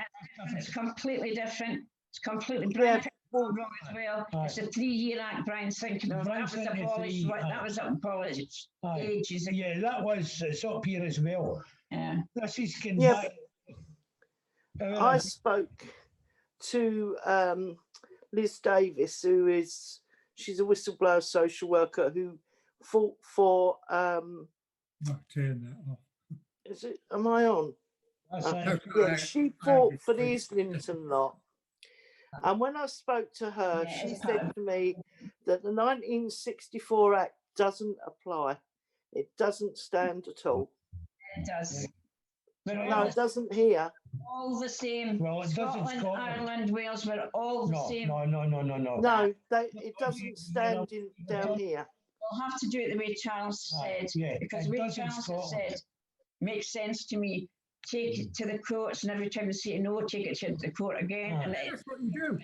finally say that's when you hit it. Yeah, Mhm. you know, that's what you got to do. When they say no, oh, well, no merits, this and other, it's an abuse of the process of law. I know all they're saying is trying to stop the court case. What do we do if we can't get a lawyer to take on a case? How do you manage to get it into the court to be heard? I do them all myself. I just get the paperwork, just fill them in, this and that. You ask for a fee. You see, I could show you that the courts and the judges and the courts require a fee, and I think it's Lord Bingham mentions it, that it's wrong. How can people get justice when the courts and the judges want a fee off you? It's Yeah. now too expensive for justice. So that's what I'm going to use against when I get up to Supreme Court, if you know what I mean, saying you have now made it court. Justice is a right, an entitlement. I ain't going to fight for it.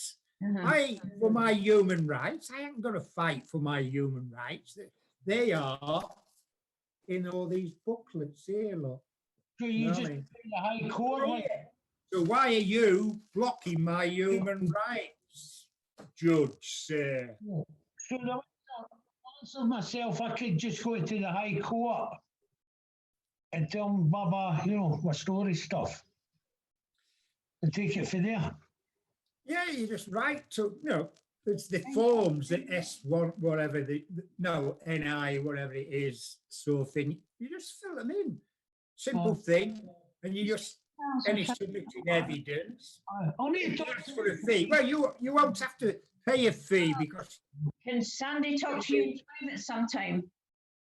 free, yeah, you'll be fee, you know, I think I don't have to pay fees anyway, sort of thing. You know what I mean? Fee admission and that. You just fill a thing and say, I'm on pension and all this lot. You get it all free, sort of thing. Like I say, all you want is bang, refusal. Thank you very much.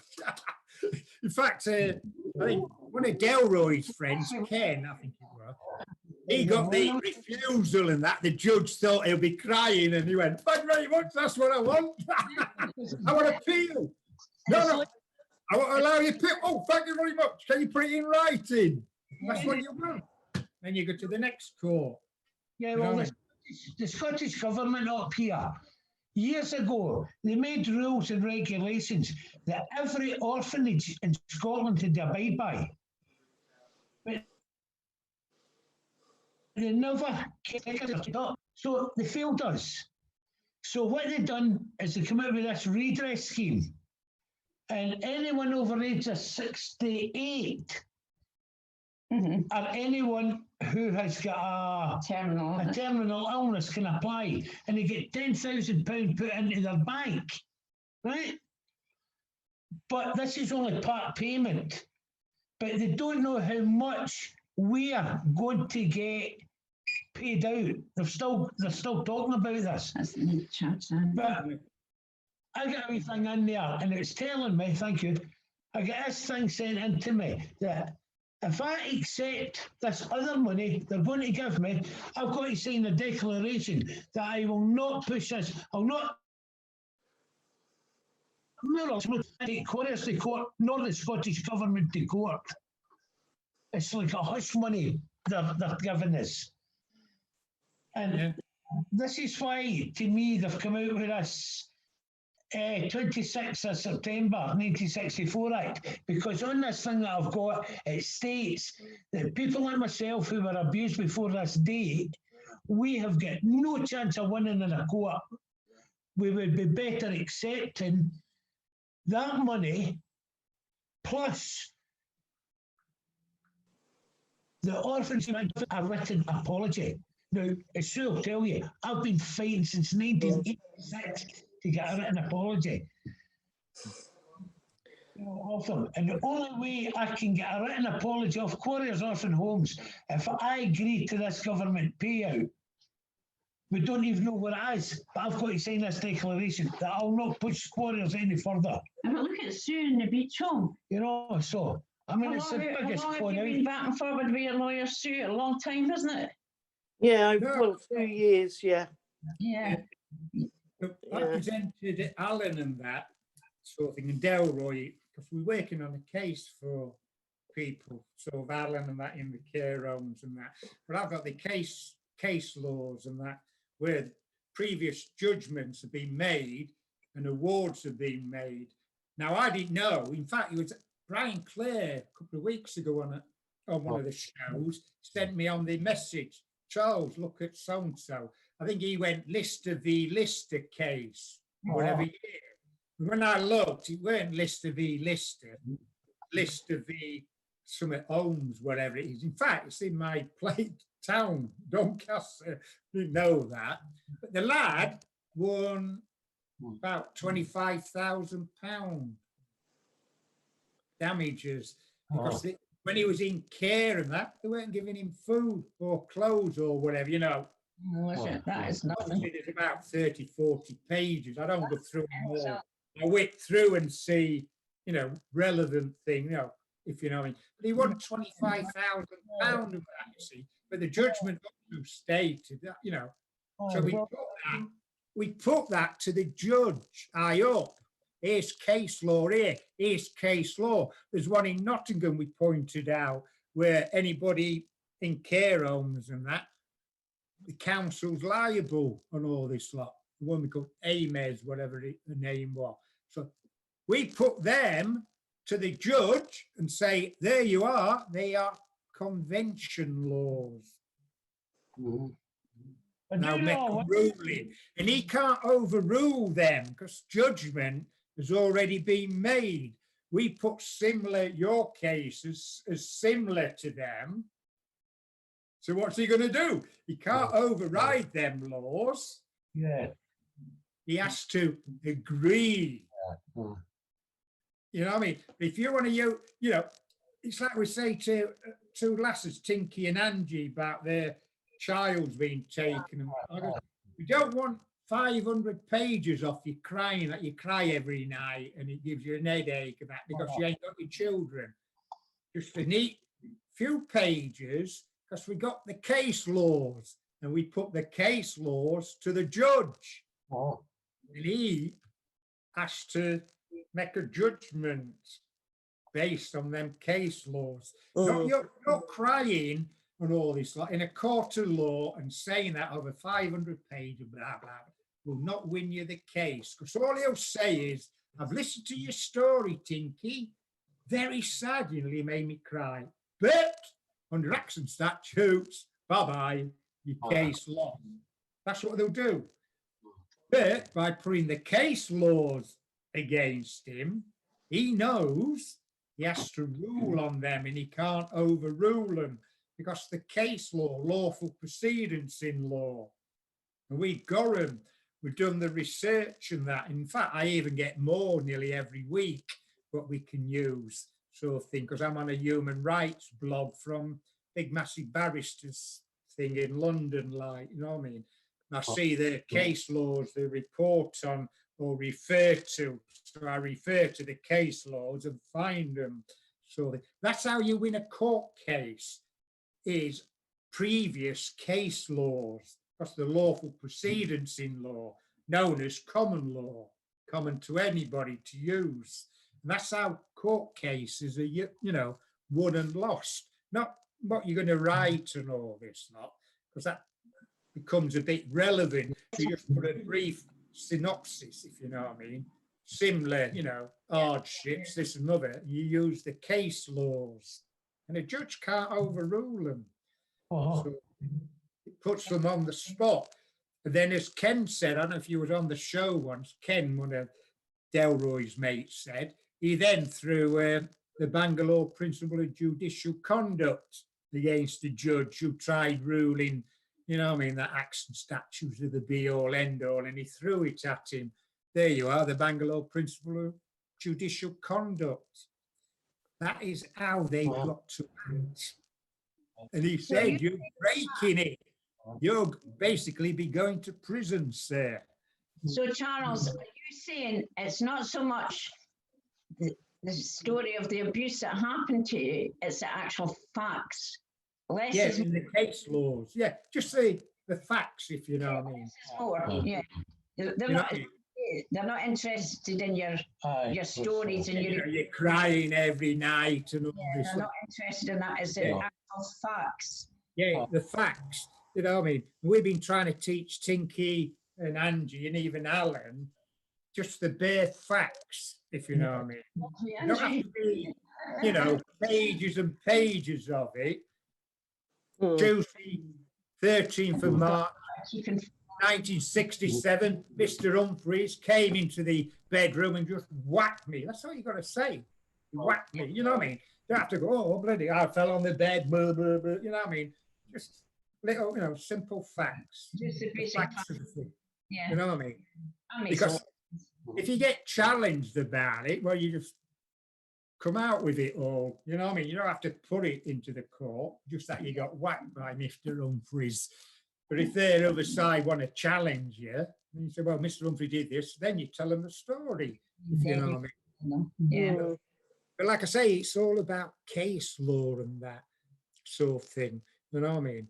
And we, you know, got a lot of them and that. And that's all we got to put to the judges. And like I say, they are what we call, or they call in law, got the name now. They are the law. Acts and statutes mean nothing. Yeah. You know, Yeah, so because it come out earlier on, but it's Saturday, oh, you can't have more than 30 because they're panicking. Because when you think about Nottingham with the bikers and that a week ago, and 35,000 on Saturday there in London, they realise the end game's up. That's what it's all about. So they want to stop you being, you know, more than 30 and that. But that's all unlawful because you allow freedom of expression, freedom of travel anywhere in the UK. Sort of thing. It's all, you know, in these documents, the laws, they're laws, convention laws, acts and statutes, nothing. He has to be acts and statutes equal. Well, there's the 1948 United Nations and that. I mean, number one, I mean, I'll read them. There's 30 of them. We are all born free. We all have our own thoughts and ideas. We should all be treated in the same way. That is a law. These rights belong to everybody, whether we are rich or poor, whatever country we live in, whatever sex or whatever colour we are, whatever language we speak, whatever we think or we believe in. Number three, we have a right to live and live in freedom and safety. Number four, nobody has any right to make us a slave. We cannot make anyone else our slave. There's 30 of them. I mean, the 30 of them, 30th says nobody can take away these rights and freedoms from us. Story. They're conventions. The government signed for them in the name of the Queen for the country, the people. Yes, so the government saying that you can't. Yeah. They're breaking a law. They're breaking their own laws. Yeah. That's Yeah, what they've signed up for. Yeah. And another one, right, Sandy and Jane, I'll tell you, another one we'll be throwing at them. United Nations resolution in 2004. It's resolution 60/147. And this is for serious violations of human rights and what's the other one? Part of it, use banging. It's up there. But that means you get full reparations, which is damages and compensation for what they've done for you. And they can't escape from that. It's the law sort of thing, you know what I mean? That actually, when you read it, I think really. there's hundreds of pages in it, But one of the things it says, it's timeless. And the thing is, they signed it in 2004, if you know what I mean. Yeah. But it does go back dated to, well, we say 1948. Never signed that.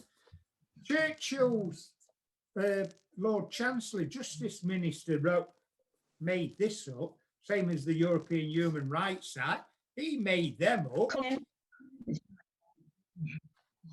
Oh, You can't, and they're not enforcing them. You don't, when do you hear in House of Parliament or anywhere, even a court case, oh, number 13 of the UN's Universal Declaration of Human Rights, 1948, they never get said. No. Never.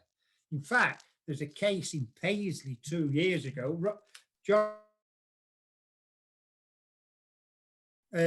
Spewell, when they brought up this, this sitting judge went, we don't have that in our courts. We don't have them in Scotland. They said they don't have them. But it's signature. He's like, what a lying thing and all this lot. And I think I was actually in Ukraine for the final hearing. I travelled up with my mates from Lancashire, supporting Robert Spewell and John Smith in the court. But on the day I was there, they walked into the court, John Smith, who went to the fiscal prosecutor, a woman, here you are, love, walked up to the judge, here you are, £1 million writ against them, both, common law writ. There you are, what are you going to do? We sat on the jury for John. well, that was who I was That talking was who about we were- earlier. Yeah, we sat on the Common law jury. court. We Yeah. were. We done that Yeah. for that What was- did the judge do? Drop the case. So basically, the common law court won. But I was going to all of them, I think last two, because I was in Ukraine. John Smith.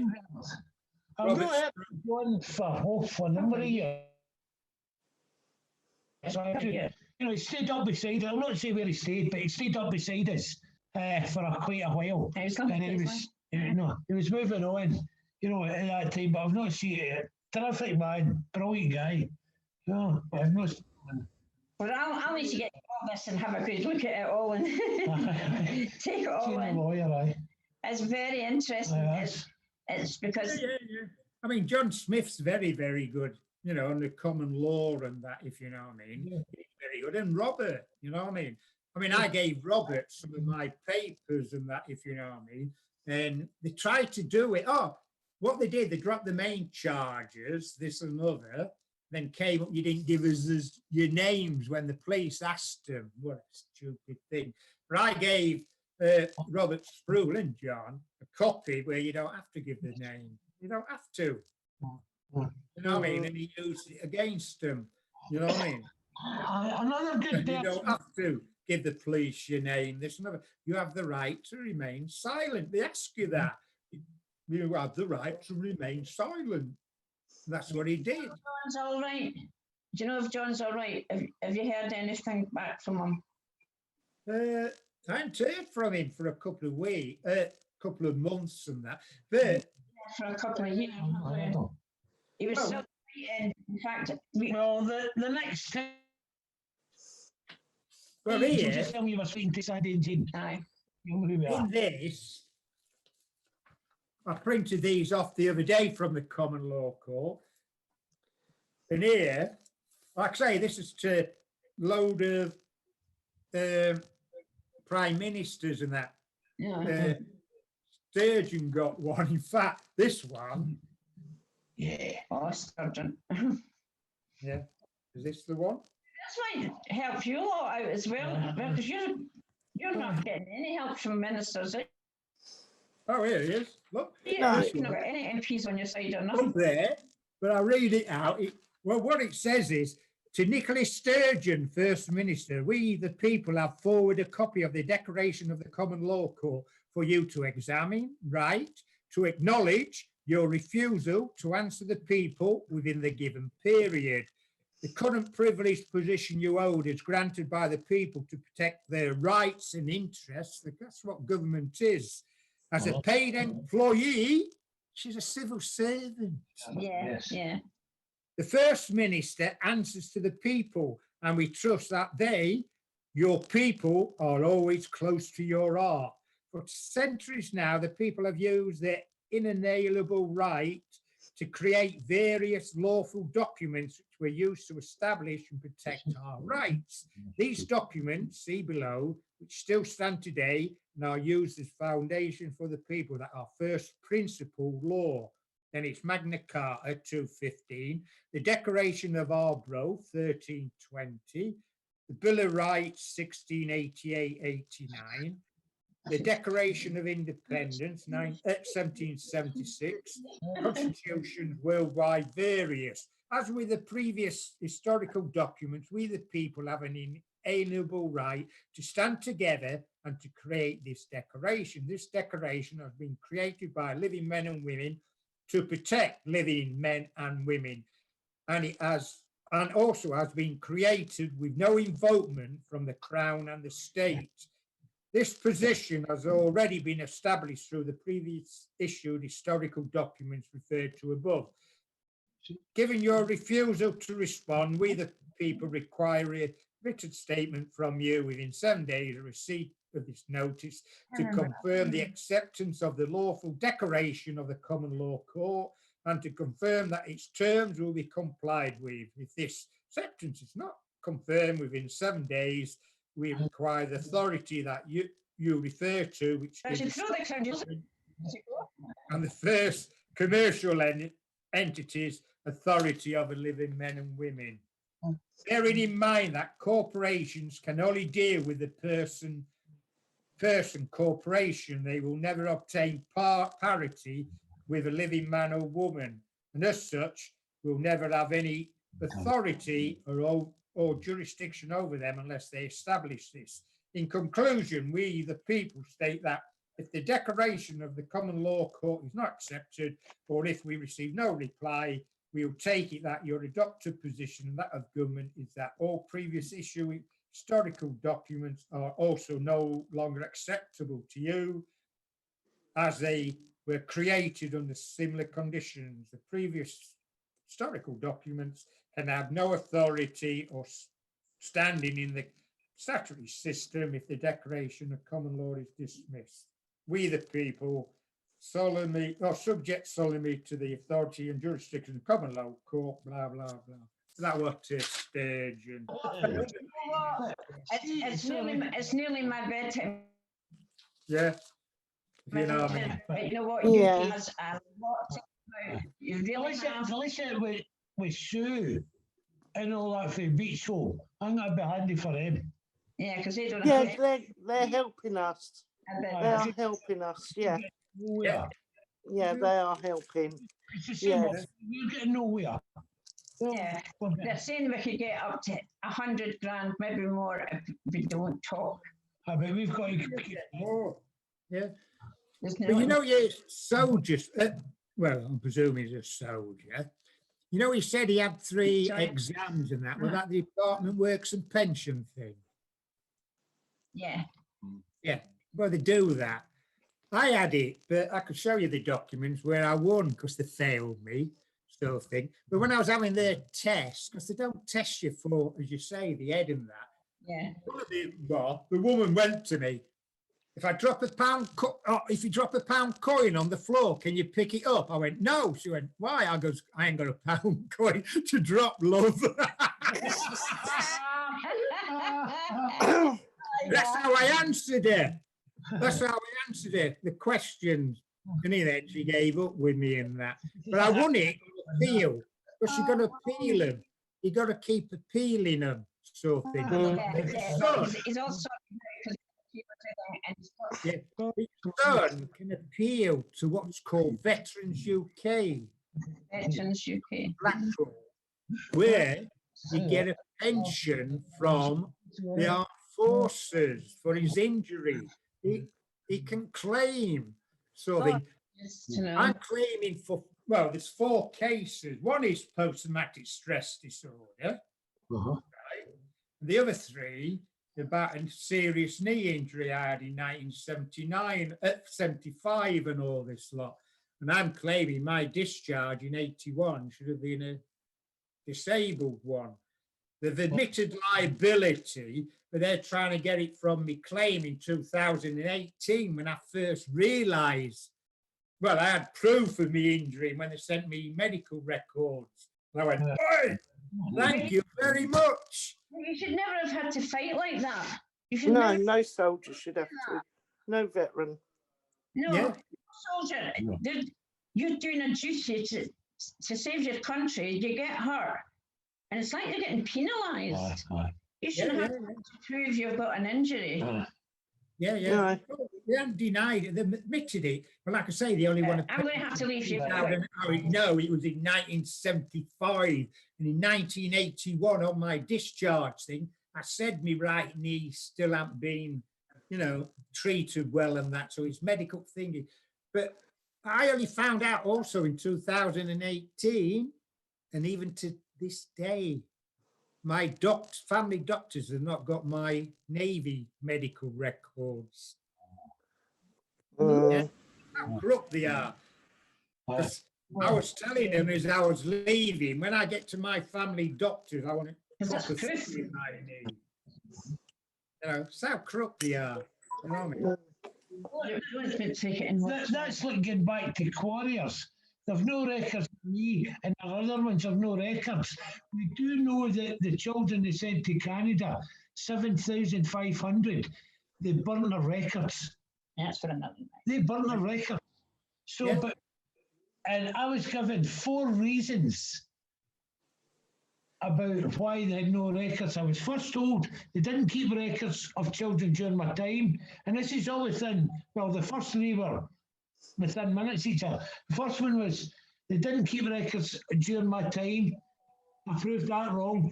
The woman told me if then it went to the office they were kept in when fire, I proved her wrong again. And then she told me, she goes, well, what I'm is children. So there were a lot of children's records when moved office. And that she got up and walked out. I left Jane and I sitting there for about 3/4 of an hour. And we went to the desk, handed in Jane's records. I asked the girl at the desk where this Josie Bell was, to be told she went home half an hour ago. She went out the back door. And from then on, she wouldn't speak to me. She was sacked. She took early retirement to save her pension because things were getting hot, because I was putting the pressure right on her. And I had the Quarriers Warriors behind me. And we had all our friends and we kept emailing them. And so she resigned so that she could get an easy life and safeguard her pension. They started another woman, Alice Harper. Alice Harper started, and we put on the pressure to her. And that was over this was the kids' headstones, the 330 and Quarriers. And she admitted, I tell her I know it was the Scottish Child Abuse Inquiry. And we were wanting to write an apology of Quarriers. And she told us she didn't know who people were. They couldn't give out an apology.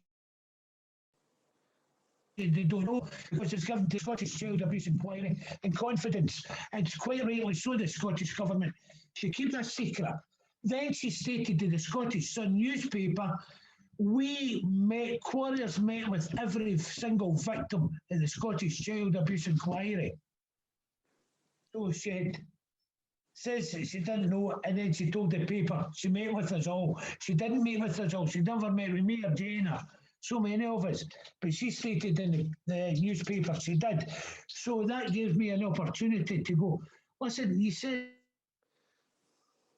that. You said that you don't know. Am I correct? Yeah. So I goes, well, Alice, I goes, you're a liar. I goes, because you stated the Scottish Sun newspaper.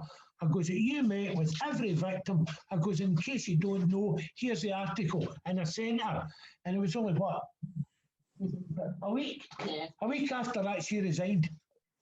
Yeah. She took everything. So running. So in 3 years, Quarriers has went through 3 directors. We're on to the 3rd one now.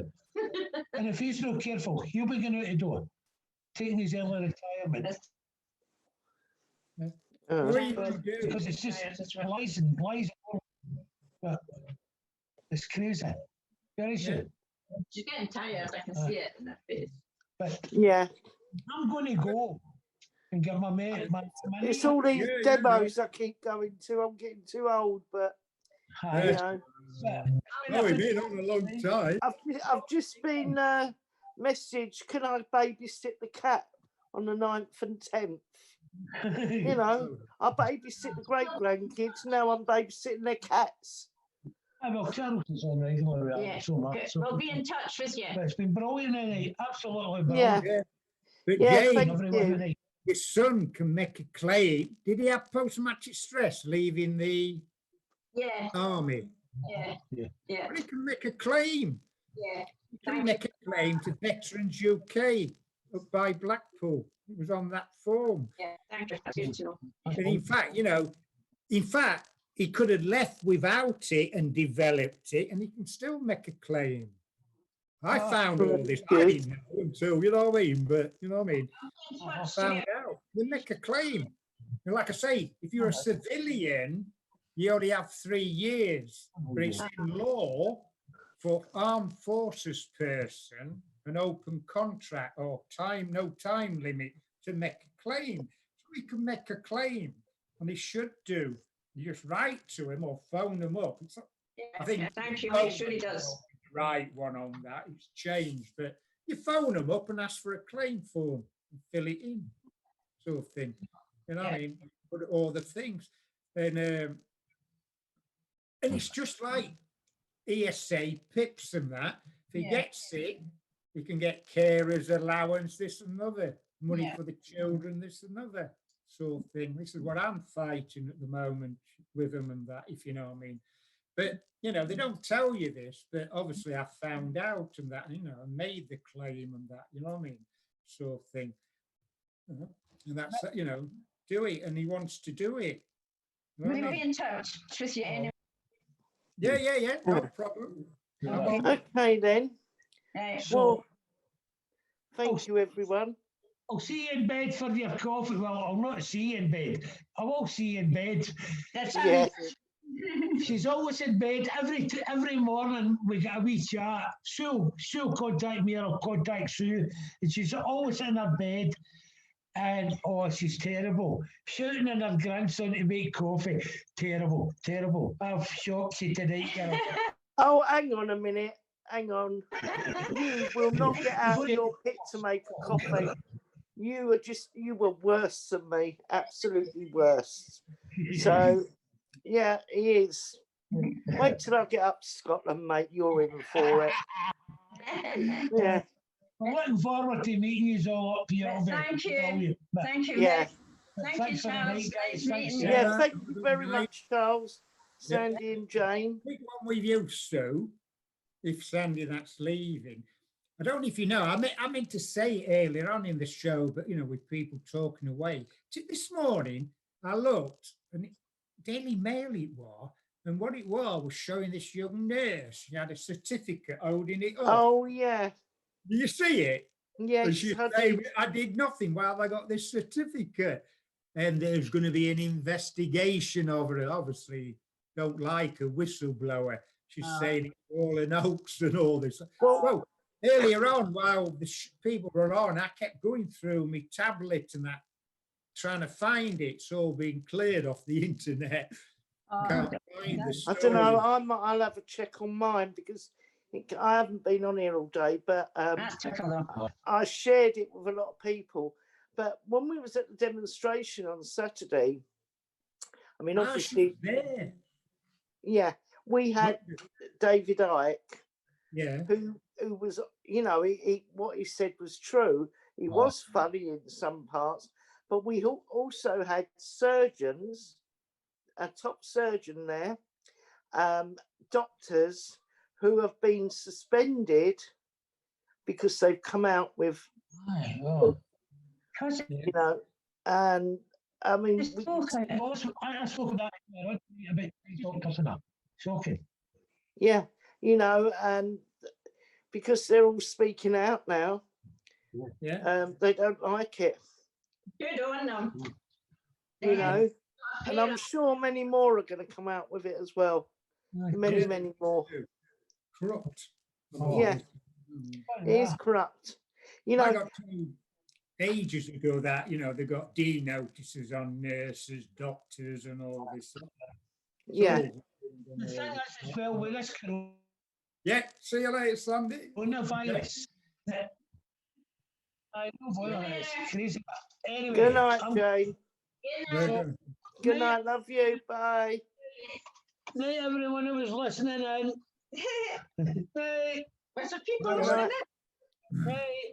Yeah, it's Good night. disgusting, isn't it, eh? With all Yeah, this lot. I mean, Hey, you know, when we was at the demonstration, now none of the police had masks on, right? yeah, I saw And that. then at the end, they had all brand new masks on, right? They tried to get us off Trafalgar Square at the beginning, and no one was taking any notice of them. Yeah. They just, in the end, they just walked away because no one. A few people did go because they said it was something to do with disbursement order and everything. But we just stayed there, and they was fine with us. We was walking down to Downing Street, and then you see the police with their masks on, and they kept us in again, you know. And then as we got nearer, they put the barriers up that end so we couldn't get through. And they had their Antifa and Black Lives Matter. And they said to us, you know, we want to go through. No, they was here first. There was over 100 of them.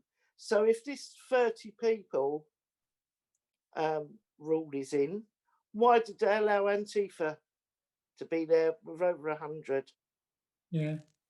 You know, and if we were troublesome, we could have just crashed through them barriers with the amount of people that were there. But it was a quiet protest. It wasn't. Yeah. I was watching Sonia Poulsen. Is it Sonia Poulsen, her name? Reporter and that. She's an investigator. She does with that Sean Atwood. Oh yeah. She was I was watching on, you know, YouTube and that. I thought I heard about dispersing and all this lot and some, you know, but it weren't thingy. Then I think I went on to RT because she then went off to, there's a new YouTube or something now, rival to YouTube going up or something. So she went over there, but I couldn't log on. So then I went on to RT following them, and then they went off, and I was watching it on Rupley, what did they call it? You know what I mean? Sort of thing. And when you went down to Downing Street, I had a load of thumbs up because I went, oh, look at all the piggies going into the pens, you know, when the reinforcements were coming and going through into the barriers. I went, oh, look at all the piggies going into the pens. Yeah. It was just thing. We were sticking all stickers out with Save the Children on and sticking them on the cabinet office and everything. And I went to get down to Downing Street to stick them on their gates. But they put they've already got barriers, but they put more barriers so we couldn't get nowhere near, you know. But it's just getting a joke. They don't like the truth coming out. No, that's what they're doing it for. Yeah. They know the truth. Yeah. People are rising up and that now, adding up. Yeah. Well, you've got to look at the beaches when, you know, a few weeks ago, thousands at the beaches and that, you know, and chuff this. Friday, Saturday nights, the town centres are all full, you know, no social. But do you know, a lot of that was lies. They put them pictures up saying the beaches were full, and they were from previous years. They were old pictures. Yeah. I mean, I live by the coast. You know, I'm 6 minutes away from the beach, and our beaches weren't full. You know, Hastings is a well-known town. Their beaches weren't full, and ours weren't. We're only 7 miles down the road from them. You know, and it's all rubbish. And when people were on the beaches, they were, you know, distancing. Yeah. You know, it was a joke, absolute joke.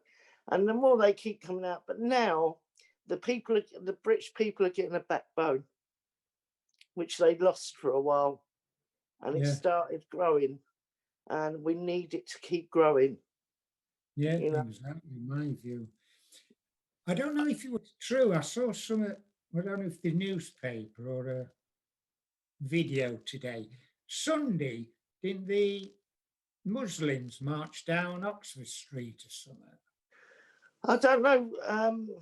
Jane was saying about that. I don't know if Yeah, that's. I saw something, you know, but then I don't know. I was going, huh? Something, oh, one of their festivals or something. Oh But yeah, I saw a photo, you know, a photo. I thought this thingy there. So if they got the 30, I thought, yeah, why haven't they been done? yeah, You know what I mean? exactly, But you know, exactly. it suddenly disappeared or whatever. I don't know. Yeah, of course Whether it will, they, because they don't want us to see it. You yeah, or know. the video moved on to something else or something sort of thing. I thought, huh? Yeah. Well, I know that Black Lives Matter and Antifa are going out in London on I think it's the 29th of September to do theirs. So we'll see how many turn up there. Yeah. Now, everybody's aware of it. The police are obviously aware, you know, but I'm actually going to ring up tomorrow the police that are dealing with dealt with us, and not say who I like, what group I'm with or anything. See what they say to me. Yeah. You know, because when we had it last time, Tommy Robinson dealt with it all for us.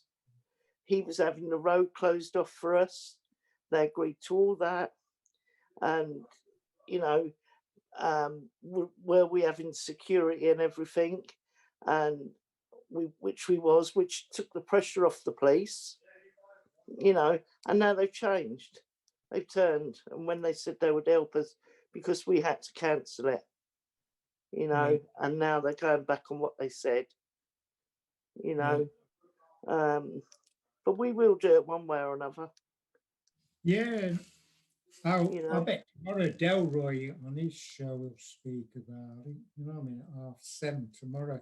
Now, on VK, that leader of the Black Lives Matter, that gobby thing, Yeah, she's saying, you whites will soon be our slaves. yeah, Blah, blah. Going to happen. I thought, why aren't she being arrested? yeah. That's not racist, is it? You No. know, they can be as racist as they want to us, but we're not allowed to retaliate by just being us. You know, we get accused of everything, Yeah, yeah, and they're allowed to beat people up, just go up and smash people. You yeah. know, and that's fine. The police do nothing, the government do nothing. Where's Boris? He ain't been about, has he? You know. Yes, you know what I mean. Michael Grove, I've said it before, Michael Grove, when he was supporting Boris, when May got in, you know, because Boris was going to run and that sort of thing, and suddenly Grove pulled out saying he's an idiot, basically saying he's an idiot. You don't believe this guy. So you don't want him in Prime Minister. And everybody went against Grove. And I mean, I went, why have you done that? You know what I mean? Mm. Stuck the knife in, and everybody was saying. But it's been proved right. Yeah, I mean, I don't normally vote. I hadn't voted for years, and I was with my second husband, and I went to vote, and he told me that I had to vote Tory. And I thought, well, when I went in there, I voted Labour, and just to get it in, you know, and I come out, he went mad at me. And Yeah. I think I've voted twice since, and the only reason I voted for Boris was about the EU. That was Yeah. the only reason, you know, because I would never have voted for them. But I won't be voting, or I'll vote for an independent. I'm not voting for anyone, you know, Tory, Labour, any of them. Just be an independent, Yeah. because none of them are worth anything. Yeah. You know. When political in my 20 years in the Navy and that. You're not political, and that's banned in your mess deck where you live. If you know, it's banned politics. You don't talk politics, religion, or against other people's families and that. You know, in 3 golden rules, if you know what I mean, for arm. You know, because they're all comrades in arms and that. If you know what I mean, sort of thing. But when I left and that, I mean, I live in a Labour place here in Doncaster, Miliband's mine, you know what I mean, sort of thing, MP sort of thing, but never voted for him. A couple No. of times I voted Tory, but that's when I lived in the Midlands after leaving the Navy. But since it's been UKIP, you know, or the Yeah, referendum party, whatever you call it. yeah. I You mean, know, this is a Tory town, yeah. you know. But no, I mean, I'm just disgusted. I just, you know, it goes back to, you know, our soldiers fighting in the Second World War and the First, and dying for what? For nothing. You know, an insult to them. My uncle died on the beaches. My dad was shot prisoner of war.